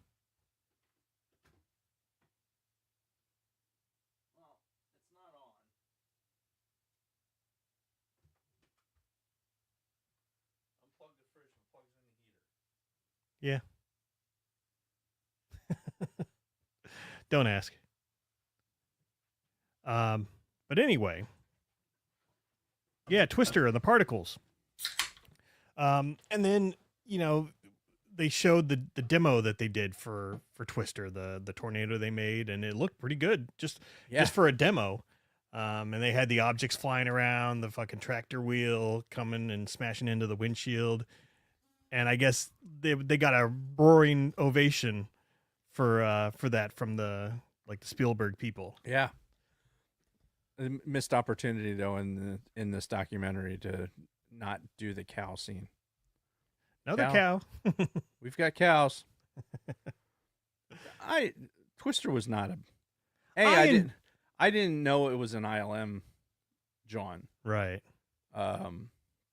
B, I liked the movie. I like Twister. Yeah. Yeah, it was fun. I didn't see the remake or the whatever. The new one. Yeah. I could, because I don't do those. Like I have to word of mouth, not Mhm. necessarily reviews, but somebody has to tell me like, oh, this is a must see. Right. Like otherwise, like, no, there's an original one that's really good. Why would I fucking go see another one that may not be as good? To be fair, I did hear that the new one was pretty decent, but that's not enough to get me to get up and actually watch the movie. Pretty decent is not quantifiable. Yeah. Although none of the other stuff is either. But that's neither here nor there. Yeah, then they start going into the Perfect Storm, which I've never seen before. Oh, the with Clooney? Yeah, the boat movie Mm-hmm. where they're out in the ocean, and now they're from going to making a tornado. Now their pressure's on ILM to do water effects, Right. to make water, and the particle guy came into play again. And for the water, he used a very similar technique for the water that Right. he used for the the thing Twister. Yeah, for the dust and shit and Twister. Yeah. Isn't this where too we get the dude who's in Heroes? Yes. Uh, I don't know his name. Hideki. It's not Hideki. Yeah, I don't know. Random Japanese name. Yeah, I don't know. Fuck. Oh, actually, he's right there. Hold on, let me pull this up. I'm not going to share it because we'll get copyrighted. My penis is smooth. All right, I can't get a good shot of him. My penis is smooth. My penis is smooth. My penis is smooth. I'm All just right. gonna go with this is his name until you Yeah. tell me what his fucking name is. Yeah, I don't know. My penis is smooth. You can't. Oh my You couldn't find what his name was. No, My penis is smooth. I'm out of it My now. penis So, is smooth. Jesus Christ. My penis is smooth. My penis is smooth. Is this the rest of the episode? Just you pushing that button over and over? My penis is smooth. I'm only gonna speak in this, like in Morse code. My penis is smooth. My I'm trying to figure, like, what was the dash? The dash would be if I get let. penis. It has to get to penis. Yeah. That's a dot. My Dot. penis. Gets to the penis. It's a dash. My penis is smooth. Are you done? Well, do it live. Do it live. Little palate cleanser. Yeah. Yeah, we're good. Okay. So yeah, they They brought in some Japanese guy who was an actor in the show Heroes. who ended up being an actor. Yeah. Yeah, but he was also a special effects guy who ended up helping out with the water effects. So Yeah, who go figure? It was an Asian guy who showed up and like, oh wow, a bunch of math. I'm good at it. way to be the stereotype. My penis is so smooth. oh my god. Okay. I'm good. Are you, Jason? That's a point of view, but we'll see. They showed scenes from other stuff that they were working on. AI again. They Did you ever see that movie, by the way? AI? Yeah. Years ago. Yeah, same. It was supposed to be Stanley Kubrick's next film, but he died before he got to it, which I think it would have ended up being significantly different had Kubrick ended up doing it than Spielberg. I would agree. 'Cause- Yeah, they're not. Although, I mean, you think about what Spielberg did for Close Encounters. right. Like he has that. He has the eye to do what. I don't know. Kubrick's kind of weird. Yeah. Kubrick's a bit of a weirdo. Where He is. Spielberg is not, not in that way anyway. No. Because Kubrick, he's obsessed with like nudity and sexualization and watch fucking Eyes Wide Shut, but Right. or A Clockwork Orange for that matter. Yeah. And he's got the shit everywhere. And I have a feeling like he would have gone a lot farther with the AI bots that were like the sex bots, Mhm. like the gigolo bot or whatever he was called, Jude Law's character. Yeah, Jigobot. But yeah, I have a feeling they would have gone a lot farther with those had Kubrick been directing. But I digress. Some of the effects were pretty good in that. And they showed them off in this episode, as well as Pearl Harbor, which, what did you think of the movie Pearl Harbor? It's not good. Yeah. It's Ben Affleck being not good. Yeah. Yeah, I agree. I watched it one time and I'm just like, eh. It's like they tried to turn it into the next Titanic. Because, Titanic was big at the time. Yeah. The movie. And they tried to do Pearl Harbor as like a Titanic type story where I just didn't need to engage with the characters like that. I think I don't know. I have a tough time with that. I even have a tough time with like Saving Private Ryan. really. Like it's a really well done movie, Mm-hmm. but it's a portrayal that I think it's realistic except for where it isn't. Okay. You know what I mean? Yeah. It's I mean, I wasn't there in World War II, so I don't know for sure how realistic it was. I don't know. I've read way too much shit. Yeah. And it's just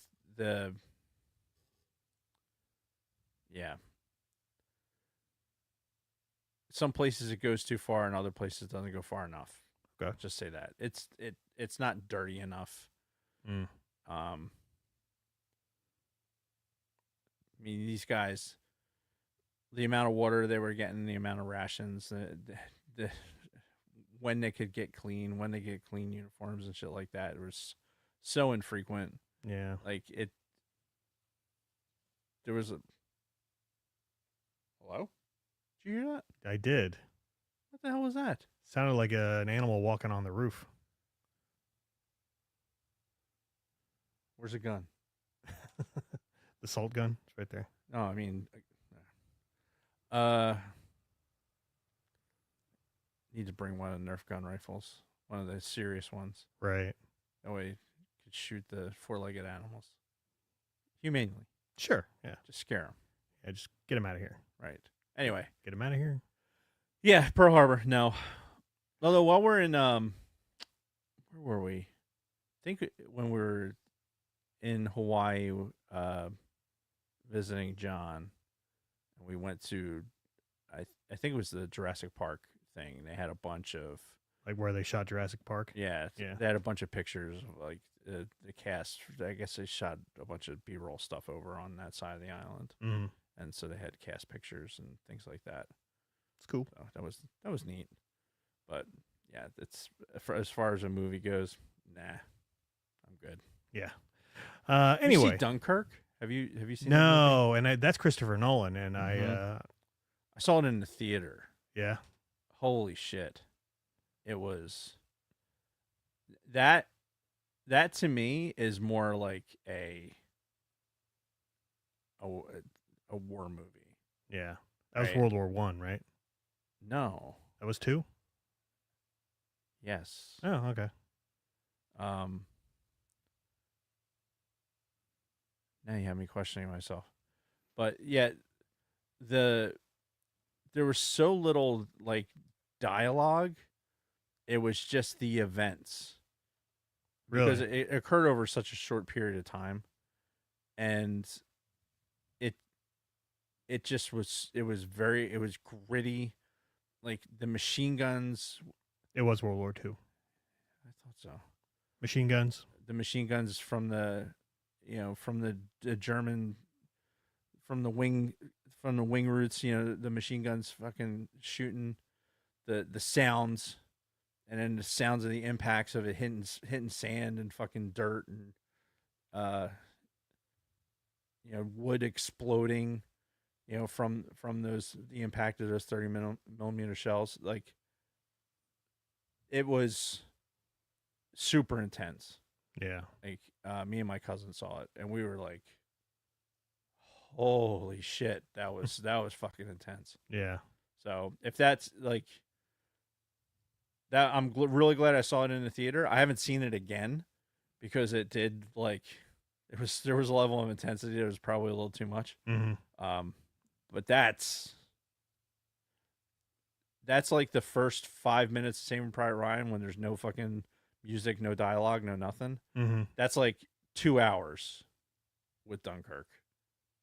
Is that 5 minutes? Yeah. Like expand that over that time frame, like that, like intensity, like it is a nonstop life or death struggle. Damn. Yeah. Because what happened in Dunkirk, the actual the events of trying to evacuate the British, the reality, it was a life or death fucking struggle. Yeah. It was war. Well, and there's a bunch of books written about it. Really cool story. Read up on it. Yeah. Sidebar, the fucking. So I finished volume 2 of I've talked about how I'm reading the Revolutionary War trilogy by Rick Atkinson. I'm not sure if you have, or if you have, I've forgotten. So I'm reading a Revolutionary War trilogy by Rick Atkinson. Yeah. And Fate of the Day is the second book. What's important about that is all of the important things that happened in this area Mhm. are covered in that book. Oh. So it's like, especially like down by me, like where the Hessians, they came over Clements Bridge to go to Fort Monmouth at the time, to Monmouth or Mercer. Fuck, dude, Dave. Duh. Anyway, to attack the fort, and they are deceived by the colonials because there's like they built a false wall onto the fort. Mhm. So the British think they're attacking this particular wall, and they're like, "Oh, we're gonna get in here easy," and they basically get themselves caught in between two walls and just get annihilated. Oh, damn. Or the British, it was actually the Hessians. So they evacuate basically the same way that they came over Clements Bridge, right by my house, and then that cemetery. That's so if you're down in Clements Bridge and you're going over, before you go over the bridge, there's that liquor store, Mhm. right? If you go up the hill from the liquor store a little bit, probably, I don't know, maybe 50 yards Mm-hmm. on the left-hand side is where those Hessians are buried, Oh shit. or where they were. I think they repatriated all of the remains. There might be some still there, but it was a whole thing, dude. They repatriated back in, I think it was 1990, might have been 94. 94. Or 99, somewhere around there. But like the Germans were involved in it, and it was a whole thing. I could do an entire lesson just on that. But very cool. All the troop movement and everything else that happened locally was talked about in volume 2. Yeah. So it's a great series. If you're into history, like he writes it very well. It's very detailed. It was the audiobook version was 32 hours. Damn. Yeah. Yeah. It was a lot of book. Mm-hmm. And I was flipping in between because I have the hardcover as well. Mm-hmm. So I was kind of flipping in between because I wanted to see maps and shit like that. Yeah. So I'm a nerd. I want to do that. Mhm. I want to fill my brain with shit that's completely useless. But the idea of walking around in this wooded area that most likely had fucking Hessian soldiers probably walking around taking a piss in the woods, and just Got to get a metal detector out there. right. Yeah. That'd be fun. Anyway, moving on. So after they did some freelancing on Pearl Harbor and AI and all that, now we're getting back to the nitty gritty, and we get to Attack of the Clones. Yes. And I knew as soon as they started talking about Attack of the Clones, I'm like, they're going to talk about the digital photography. I know they're going to get into Oh, they that. have to. Yeah. Yeah, because I remember that was such a huge thing back then for people who followed this on the internet. We're talking 2002 now, internet's starting to be widely adopted by everyone. Mm-hmm. And yeah, I remember reading like all the production of Attack of the Clones. There were a couple of movie sites that I would go to that had, constant updates. And one of them was about the digital photography and how they were using digital cameras to film Attack of the Clones. And, it makes it easier to edit as opposed to doing regular film and then uploading it into a computer Right. and then editing from there. Now they can just take the digital reels and plug them right into a computer, and boom, you can just start editing. Yeah. And I don't know what percentage. I should have looked this up before we went live, but I'm curious what percentage of movies are made with digital cameras now. Probably a lot. With digital cameras. Wow. 92% of movies are being shot with digital cameras now. Makes sense. Yeah. So, and this was Just from a storage medium perspective, like I would think that putting it on film, on acetate? What's film made out of? oh fuck if I know. Acetate? I think it's acetate. I don't know. Regardless. Fuck, what is film made out of? Help, chat. Help my brain. Mm-hmm. No, the actual like putting it on film itself, and then the storage of that film and producing and getting out there, like IMAX. That's why IMAX is such a huge thing. Like the legit IMAX, like the giant fucking produced 40 millimeter or whatever the fuck it is. Yeah. Those things are just monsters, and it's crazy expensive Mm-hmm. to do. But it's on actual fucking film, and that film is ginormous. Yeah. It requires this giant special projector to fucking run it. Yep. And Yeah. specially trained people. And again, back in 2002, George was doing this for the first time. Yeah. They needed special cameras. He fucking goes to Sony Yeah. and talks to other people making the lenses, Mm-hmm. and they're like, all right, I need this glass here. Convince Sony that it's a good idea, and makes it happen. Yeah. The impact, you talk about 92%. the impact on everything. Yeah. You think going forward, like that can't not have some influence on what happens with digital media and digital recording on personal devices too. Like there has to Oh, be yeah. there has to be at some point, like if you're Sony and you're going, well, if we're able to use a digital storage medium and we can use it for movies, Mm-hmm. you know, what can we do to make the personal, like if you're using your CyberShot camera, like how do we get that experience, that same experience? Yeah, I remember I used to have an old Sony handheld digital Mm-hmm. camcorder. You Yeah. know, it just took like what were the long memory cards? Because you know, there's been a million different type of memory That was cards. it was a Sony proprietary card. Oh, okay. I know exactly what you're talking about. I can't think of the code for it. I just know it was only Sony's took Yeah. that card. But it used that, and yeah, I'm sure it branched off from this original, you know, digital film camera that that George had in his mind that didn't exist until he went to them and was like, "Hey, this is what I want to do," Mm-hmm. and they made it. And you know, they specified that they wanted it to be what 26 frames per second, 24. 24, Yep. so that it would match what film.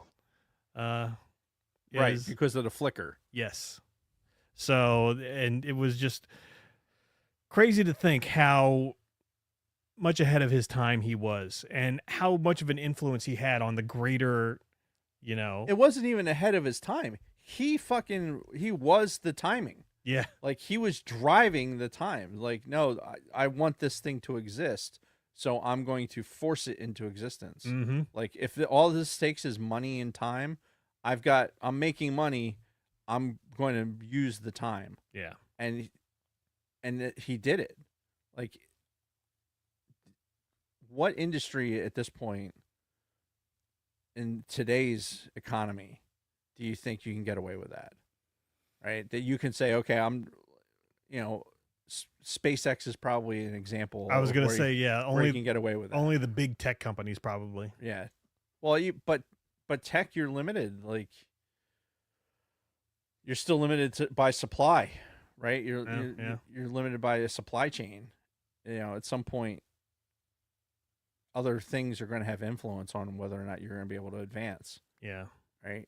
This is like, no, this doesn't exist. We're going to make it exist, and then this is going to be the new standard Yep. for the industry. And Like- it eventually became that. Because I think what George did better than anyone, and the reason that it worked, this is one, it's, you know, that point in time, that in time and space, you know, the timeline of human existence, Mhm. where you had the right guy with he had the right script and the right time to be able to get these things to progress Mhm. and go forward. Because for him, it was, nope, I want to establish this in this industry. Yeah. And I'm willing to lose money to do it. Today, in today's economy, with stockholders and people that are beholden to that, like, think about how stringent Disney is with, no, you know what, we're not going to make that movie now, or no, we're you know, they're making decisions based on a future profit margin. Yep. With George, it was, it'll make money for itself. We have to do it. Yeah. You just got to trust me. You're not doing that shit today. You're just not. Yeah, you're probably right. I mean, there might be a very, very, very small handful of directors that they would allow to kind of try to advance things a little bit with the new technology or trying something new and different, but not many. Yeah. So yeah, so they talk a lot about the digital cameras, and what I found surprising was how many miniatures were still part of Attack of the Clones. Because if you had asked me yesterday before I watched this, I'd have been like, no, it was all CG. Like pretty much every bit of it was filmed in front of a blue screen. But no, the Padme's apartment, the fucking clone facility on Camino, those were all models. I mean, there's obviously CG stuff added on, Right. but yeah, they were models, and that was pretty impressive. Yeah, my guy Adam Savage. You know, you saw some glimpses of him working in the model shop there because he worked on the clone, the stuff on Camino. Yeah, He was working on that specifically. Yeah. He talks about it between these movies, and he talks about like how they were like, okay, how do you make depth with the models, and like what he was learning about like the art of actually doing this while he was there. It's just the how innocuous the fucking place was to the amount of just ingenuity and human genius that was, and human problem solving yeah, that was in that fucking building, right? It's not even just about creativity. It's about like, hey, here's the ability to problem solve and give them a almost unlimited resource, or tell them that you're going to have a limited resource and they'll work inside that constraint and still make it happen. Yeah. Like, it's remarkable. Yeah, the teams that they put together for these films were just, far and away ahead of everybody else. Yeah. And they spent a majority of the time talking about Attack of the Clones, talking about Yoda and how they ended up making him digital, because it looked like at the beginning George was going to have him be a puppet again. Yeah. And it wasn't until the VFX guys had done a tech demo to show George that, Yoda could be done digitally. Right. Because the fight sequence was going to have to be done digitally anyway. Right. So they were like, why don't we just do the whole thing? Yeah. And then that's when they modeled it after like his Force speech that he does in Empire. Yeah. Like they basically modeled that. How about Frank Oz? Something that I picked up in the show that I didn't really even think about. Yoda, the original puppet, was like foam rubber. Yeah. And this puppet was like a silicone based. Yeah, the one from Phantom Menace. What from Phantom Menace, and the one they had the initial shooting. Yeah. For this one, and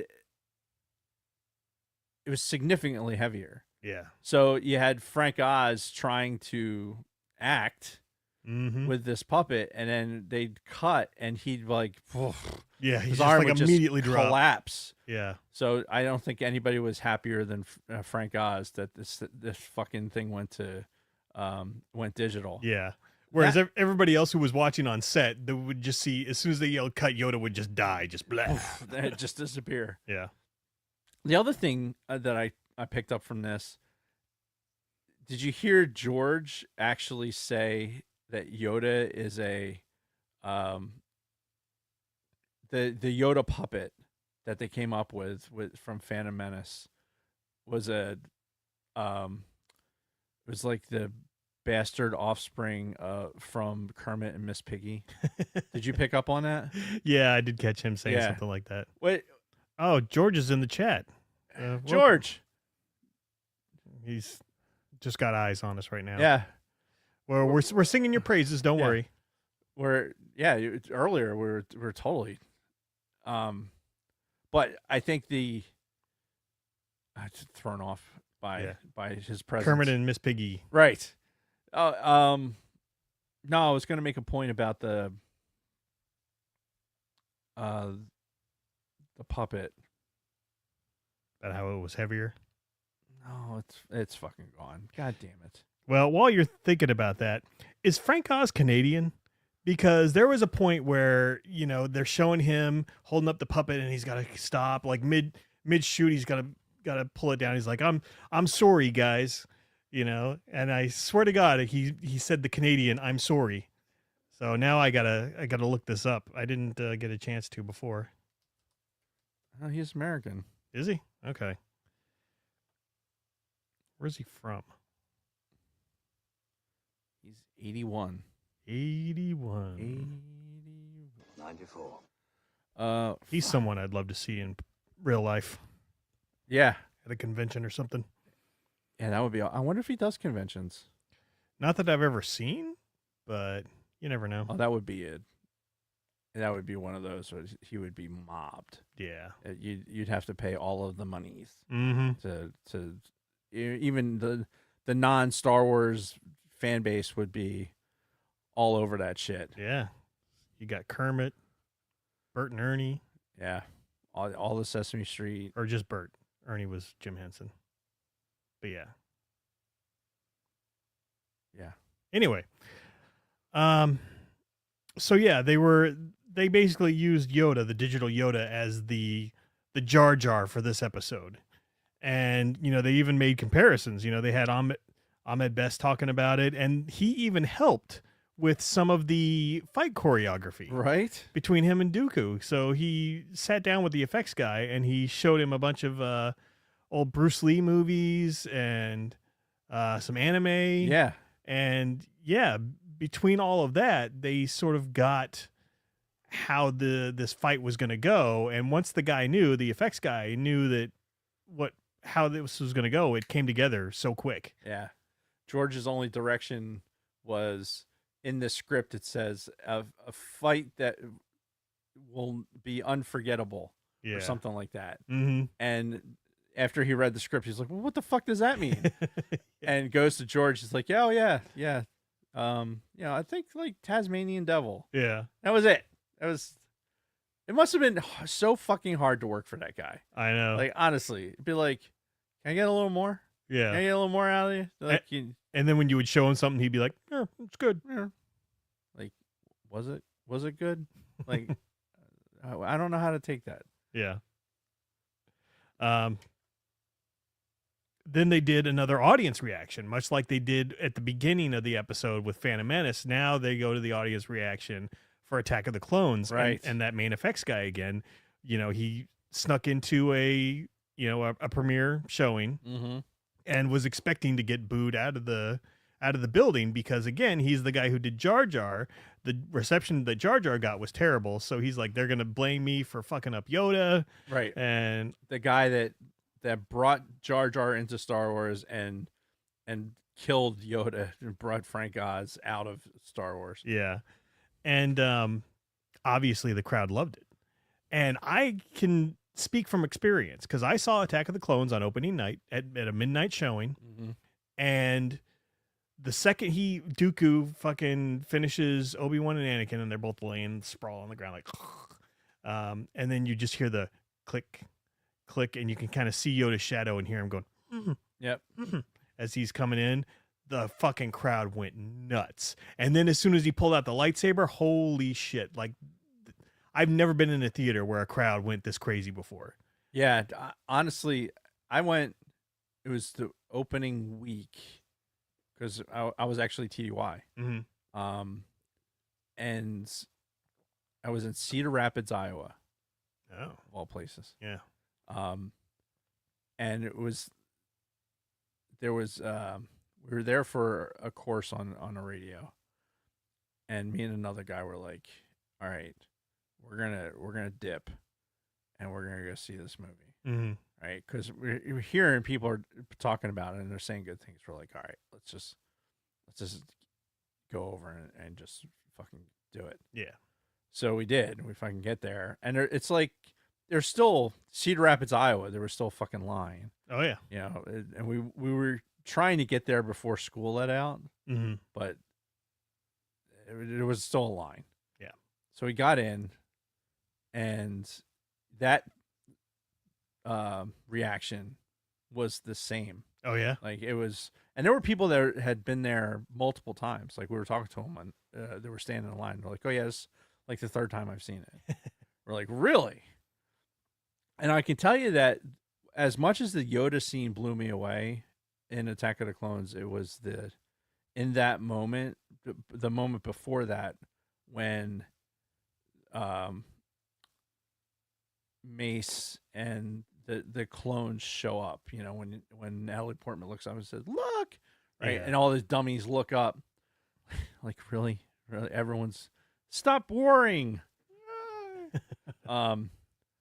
When that happens, and then they go to those exteriors with the fully digital fucking the war. Yeah. Those scenes, I was like, this is the holy shit. I thought that was the fucking tits. Oh yeah, that was good stuff. That I was like, holy fuck. And then to go from that into the Yoda sequence was just like, what's happening right now? I blacked out. What happened? Yeah, it was fucking great. Yeah. So yeah, it was a much better reception than Jar Jar, and they kind of wrap it up, going back to talking about the digital filming, and George's obsession with digital filming, because it really was an obsession for him. So they kind of wrap up that discussion, and then they end it with some shots of Pirates of the Caribbean, Right. like showing what's his name with the fucking face tentacles and all that. Yeah. Do you know I've never seen that movie all the way through? I've seen the first one. That was it. Yeah, I haven't seen any of them all the way through. Yeah. I've seen parts of the first one. That's it. Yeah. I've been on a ride a bunch of times. Oh yeah, same. But yeah, I don't know. It's something about that franchise just doesn't resonate with me. Saying that, I wonder if I feel differently about it now. Like, I think, so when it came out, what? It was like 2002, 2003, something like that? When it came Probably. out. Yeah. And I don't know. I feel like I haven't given it a chance in maturity. Mm-hmm. And I have a thing for those ships, old wooden ships. Oh yeah. It's John's fault. And there's there's a bunch of that, and with the pirates. Yeah. And it'd be cool just to see it for that aspect of it. So I don't know. I might have to rewatch it. Mm-hmm. Or watch it. Just watch it. Right. Because I haven't, like I said, I haven't seen it.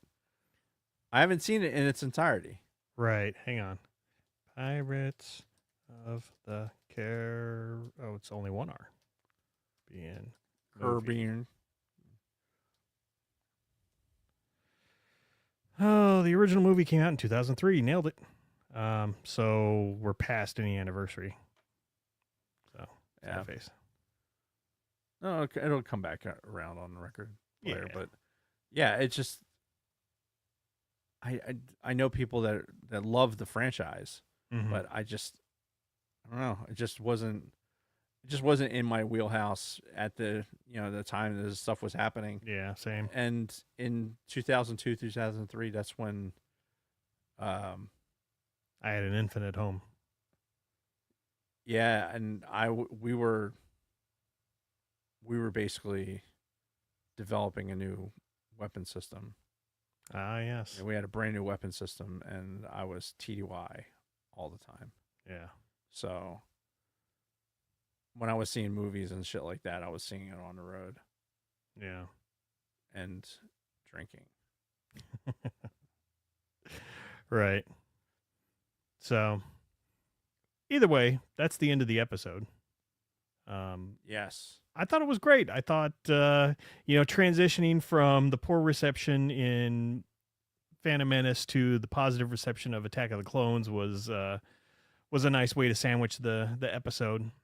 Absolutely. And again, just seeing what these people are capable of doing, these effects folks, it's just What they were capable of doing in the year 2000, 2001. yeah. All right. And to go from like a polygon to this, the smooth texture, and then to the, to replicate water Yeah. is just dumbfounding on computers that, these fucking iPhones have more actual computing power That's right. than the computers that they were doing this design work on. Yeah. And it's just absolutely fucking astounding that they can do it. And everything that we have is built off of that. Yep. Yeah, it's something else. But yeah, I'm trying. I still want to remember that fucking thing. oh, what, back to the Yoda puppet? Yeah, the fucking. Have you seen it? Attack of the Clones? No, the Yoda puppet. In real life? Yeah, No. I saw it. They had it at the Franklin Institute, Oh, when they had the Star Wars Yeah. stuff. and it was awful. Really? Yeah, it's just it's not. It doesn't look like Yoda at all. Like as bad as it looked on the screen, it looked like that. Oh, this is the Phantom Menace one. Right. Oh, okay, yeah. Yeah, it was terrible. And they saw this. They were looking at pictures of it as part of the scene when they were before they started doing animation. They were looking at pictures of it, and George was saying how like the face wasn't right, like it's smushed funny, like it. Yeah. And they knew the puppet sucked. Why did they fucking use it? Why did I they? don't know. Why did they go with it? Like, if you know that this thing, well, that sucks. Well, let's come up with something else. Right. And we knew that they had the mold of the original because they eventually used that for Last Jedi. Right. So somewhere in Lucas film, somewhere in one of those buildings was the mold of the original that they could have Yeah. used and just changed some coloring, given them maybe a couple more strands of hair. You know. Yeah, you can smooth out some wrinkles and made him a half a year younger or whatever. Yeah. But honestly, it was like when I saw them looking at those pictures and going like, yeah, this thing is hideous. Like, then why are you using it? You fucks. Why Yeah. did you subject us to having to look at this fucking thing that doesn't look like Yoda? Yep. At all. Yeah. And then fast forward, like, I don't know, what, a decade and a half? And they replaced him. Yeah, that's I'm perfectly fine with the when they went digital for that. yeah, same. Like I know I've shit on a lot of the special edition stuff, but when they changed the episode 1 Yoda, I'm like, yeah, I can get behind this. Let's see how good the AI is on this phone. If I type in Yoda, see if it brings up the picture I took of that fucking awful puppet. There's a lot of coffee staining on that piece of paper, by the way. Yeah, because this notepad that I have is kind of where I set my coffee every morning, Uh-huh. and little leaks here and there. A little splashing. Yeah, A little splashing around when you're trying to wake up yeah. Or we'll show the audience so first that- thing in the morning. I have see the amazing coffee stains. pictures of Yoda. That's not the one. Is it?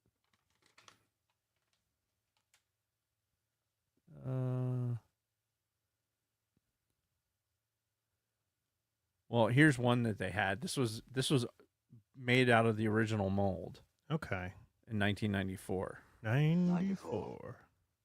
right? Okay, So they had that.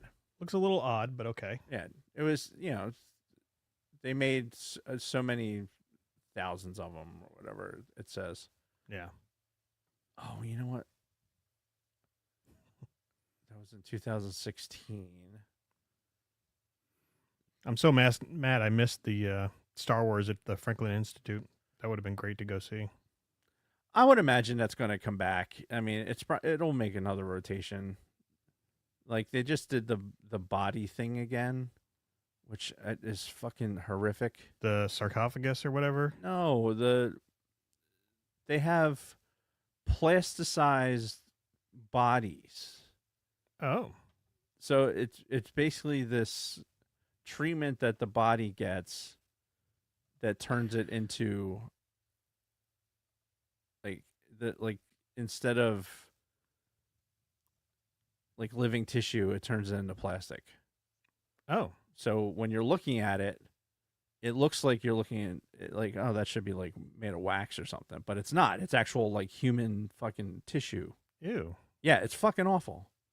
Ugh. But people are fucking weird. Yeah. Ah, damn it. Well, try and find it this week, and you can show it off next week. Yeah, Next week when we're doing episode 3 that's right. of Light and Magic season 2. Yes, we will finish off what's available on the old Light and Magic. Yeah.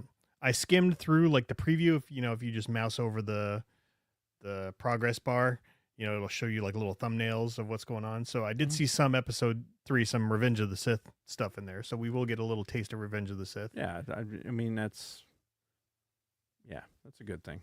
Yeah. But that's really it for the show. I have notes. Okay. I have to read. Not scrolling through my fucking phone to find that picture. Yeah. Ever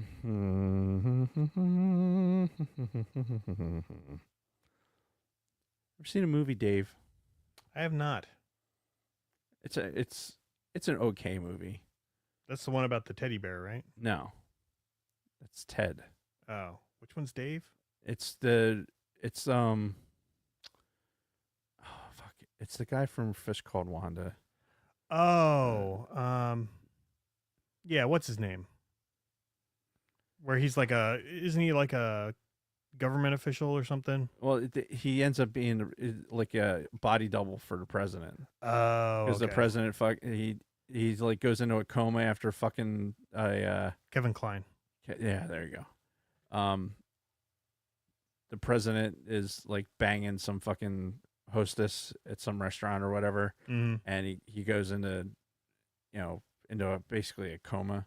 Right. So they're like, fuck, we can't have the president not with his faculties. Apparently, the vice president's a complete douchebag. So they're like, all right, we got to find somebody that looks like the president. And then there's this guy who like owns a bookstore or some shit. Mm-hmm. And his name is Dave. And so you get some schmuck in the fucking White House pretending to be president, and then those adventures. So why are we talking about this? Because I was humming "Hail to the Chief." Ah. So there's a scene where Dave is in the presidential shower, right? And he's singing "Hail to the Chief." Hail to the Chief, because he keeps himself so clean. I say that shit. I sing that shit all the time. And then the actual first lady, like kind of walks in on him, and they ended up being a thing after the president dies. Like they ended up like getting together. Well, I mean, it's actual vaginal contact. Oh, okay. So I mean, there's. Anyway. That has nothing to do with Wednesday. Donna returns to ATSW, the Escape Pod, and will be filling us in on her operation, while Brady, Big Lovin', and DB show their support. Escape with them in the live chat at 19:05, 7:05 Eastern Daily Time on YouTube. So that has all kinds of implications in it that we'll just leave because of the implication. At Grave Reviews, Alan and Chris will be taking Thursday off since they will be joining Etep and Trina tomorrow on Wrestling with Horror. The crew will be discussing A Nightmare on Elm Street Parts 3, Dream Warriors. Oh, I love Part 3. That was such a good movie. Tune into Wrestling with Horror live at 2000, 8 p.m. Eastern Daylight Time, Tuesday on the YouTubes. The Orange Fett Show released episode 158. Never forget. For my earlier conversation. This past Thursday, stream it on Apple or Spotify. Support the official band of the Sidebar Cantina till the end. They are booked to play at the Broken Goblet Brewing in Bensalem, Pennsylvania on Friday, January 16th. Mark your calendars. And at the legendary Lucky 13 Saloon in Brooklyn, New York on Saturday, January 17th. It's got to be tough. Go one gig from another like that. Yeah. Life of a musician, I guess. So tickets go on sale soon. Check out their socials for more concert dates and links to ticket sales, as well as tilltheendofficial.com to purchase tees, sweatshirts, stickers, and posters. Buy some shit. Do it. No news from layman's terms or used and abused. You can find us at bio.links/Sidebar Cantina, where you can find our links to Patreon, YouTube, our audio podcasts on Apple, Audible, and Spotify.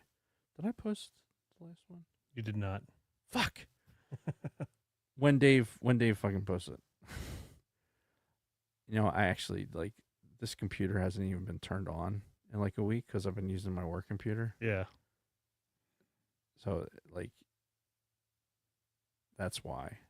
Because I've been in an effort to avoid social media and all the nonsense. Yeah. That sometimes things get sacrificed. But I will get the show posted. And it will be on Apple, Audible, and Spotify, and all social media platforms, including X, Instagram, Facebook, Titch. Ooh, boy, that sounds like a social media I'd like to Titch? get. Hey now. TikTok. Discord. I can't read, dude. I literally can't read right now. Once you get to the bio link, simply click the symbols under our pic to go to your. What am I touching? Oh. Hey-o. Hey, is that Jabba the Butt? Simply click the symbols under our pic and go to your platform of choice. You can also find our past Spotify mixtape playlists. We need to do a music thing. We haven't done a music one in a while. We got to figure out. That is true. Also in our bio link is our TeePublic merch shop. Hang on a second. You know what it is? I'll take the tits now. Also in our bio link is our TeePublic merch shop. Choose from 7 designs on everything from t-shirts and hoodies to tote bags, phone cases, exclusive stickers or pins, wall art, magnets, notebooks, laptop cases, pillows, just about anything you can imagine. Nothing says lovin' like a naked Jason chick on a pillow. Go to bio.link/sidebar cantina and click merch. I'm assuming there's no new reviews. Correct. Write us a review. More importantly, like if you're write us a review, just do that. Like it's easy enough to do.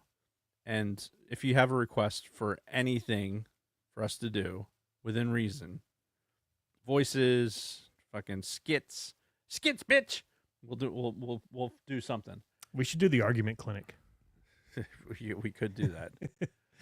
I came here for an argument. No, you didn't. You came here for an argument. Excuse me. We don't want to bury the lead. All right. Just fucking write us a review. And also, I found out that my wife is one of those people that watches YouTube videos and doesn't click the like button. Ah, blasphemy. She's one of those people. I don't understand how a video can get like 300,000 fucking views and 10,000 likes. Yeah. Like more than 10,000 people like that video. More than 10,000 people. Yeah. So that means that there's probably at least 15,000. Well, no, I don't know. The like to views ratio is pretty damn low. Yes. In most YouTube videos that I see. Make that meme. The like to views ratio is too damn low. Yeah, but fucking go in there, hit the button, the like button, wherever the fuck that is on the screen. Maybe it's over here on his. That doesn't seem like it's as far as it is. Hit the like button, for fuck's sake. Hit subscribe. Yeah. What's the worst that happens? Hit the little the bell thingy. You get a little pop up to say, "Hey, these idiots are going live." You listen to us piss and moan for the first fucking 45 minutes to an hour, and then we'll talk about some shit. Yeah. That should be our promo. Like, piss and moan and fucking talk about some shit. Put that on a t-shirt. There you go. Trademark.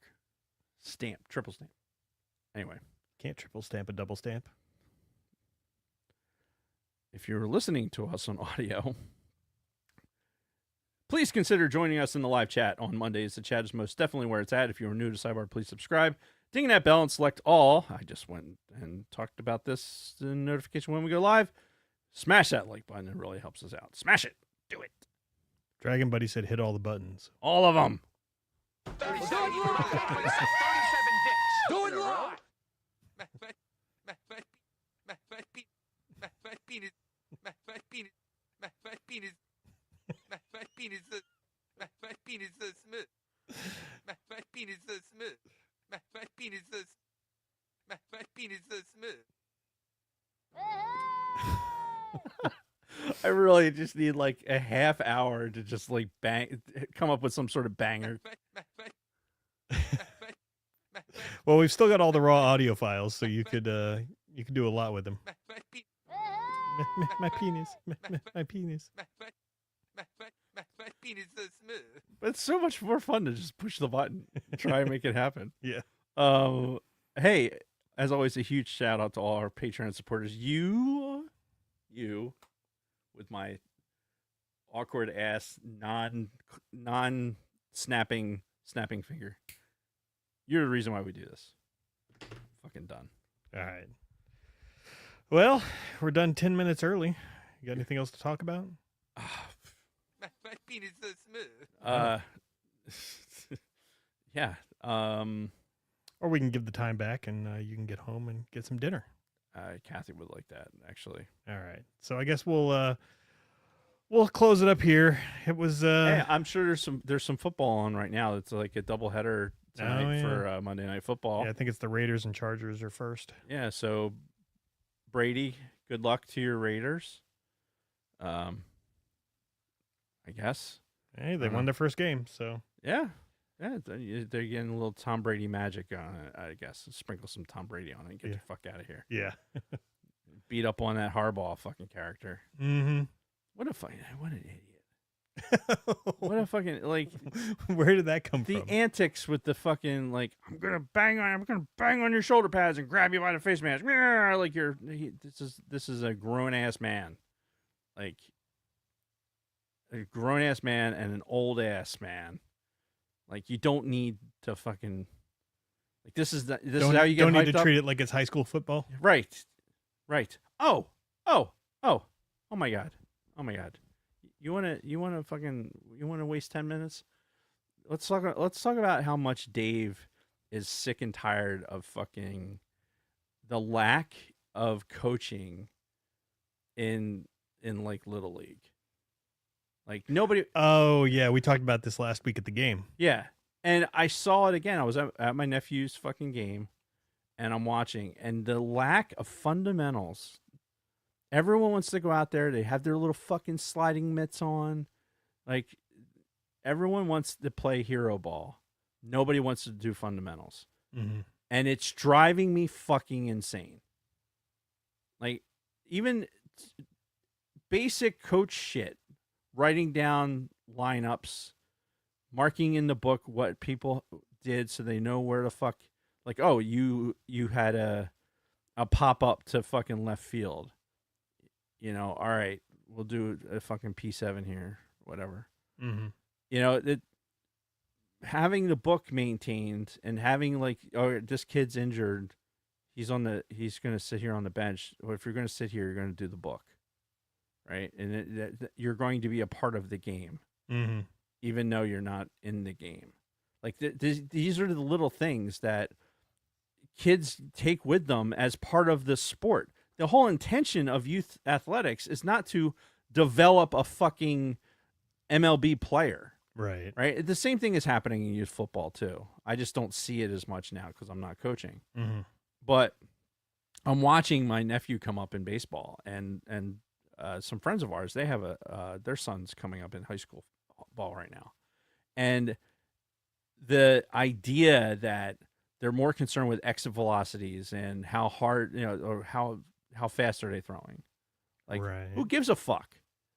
Right? What level of control do they have? How coachable are they? Right? Can you, like, where's their head? Where's their head? How do they recover after having a bad inning? Mm-hmm. Right? How do they recover from having a shit catcher? Like, this dude, my nephew was pitching, and this kid could not catch a fucking ball. The catcher. The catcher, it would hit his fucking glove. The ball goes out to the backstop, and then fucking kids are running all over the goddamn bases. Like, if you're pitching, how can you focus on throwing a good pitch when you're worried about covering the plate because your catcher can't catch? That's a good point. How is he supposed to get better? It's fundamentals. If you're listening to this right now, and your kid's in youth sports, and you're paying thousands of dollars for a fucking travel team and it's extra coaching and everything else, I want you to stop and I want you to take a moment. I want you to think, is my kid learning fundamentals? Is he being coached on what was not done well in the previous game? Are they coaching that up in the next game?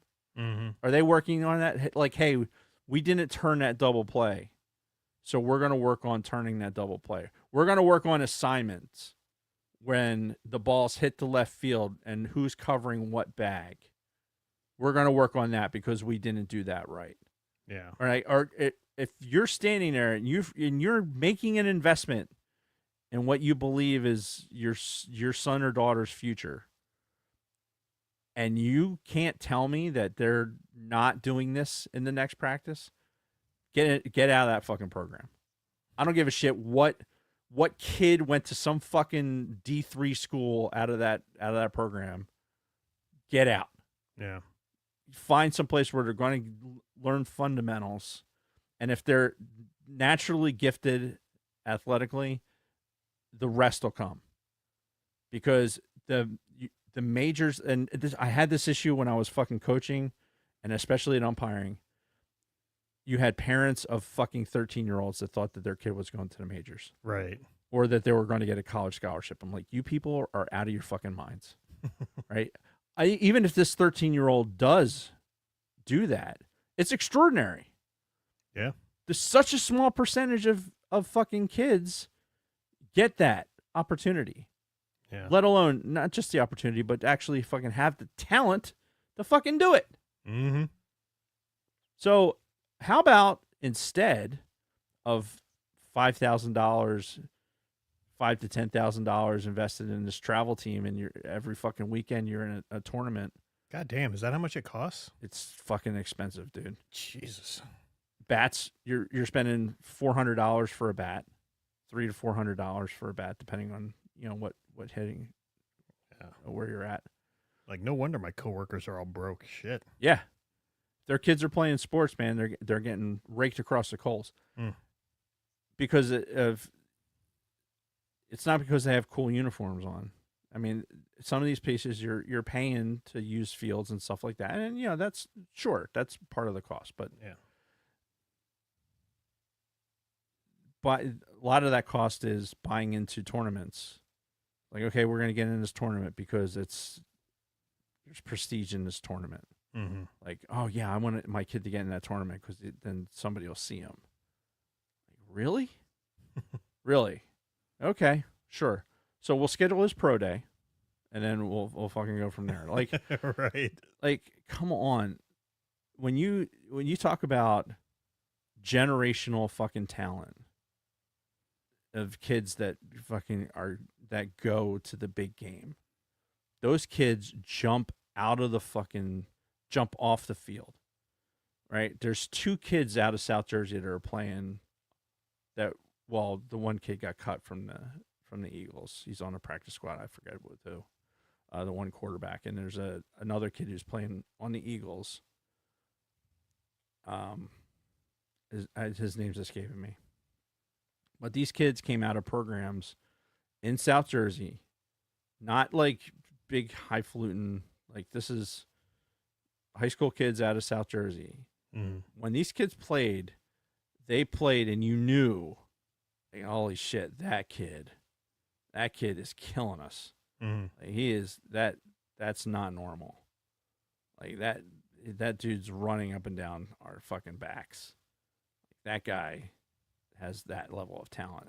You know what that guy does in the wintertime?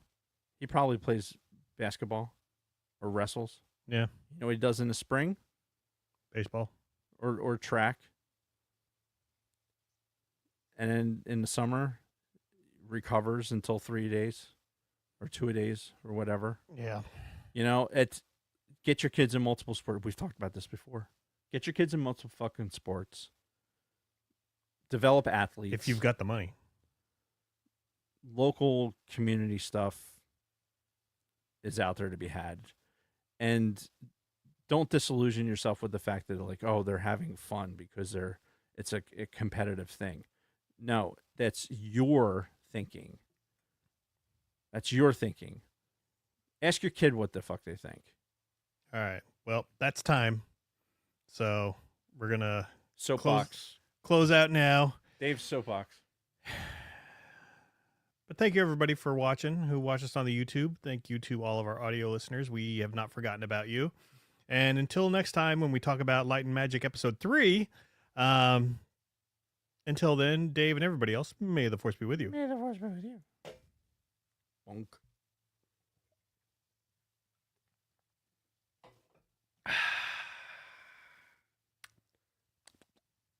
Okay, now what do I click? It's kind of deep. Yeah. Wow, we actually have 0 in there right now.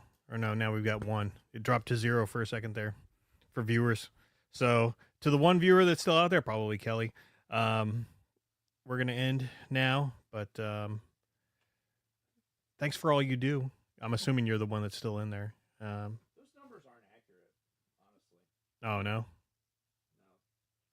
Okay. Because I know I've been in YouTube streams that I know have at least 5 people in it, like that are, and it says 0.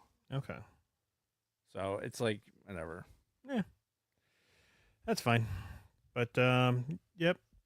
Thanks, Kelly. Bye. We'll see you next week.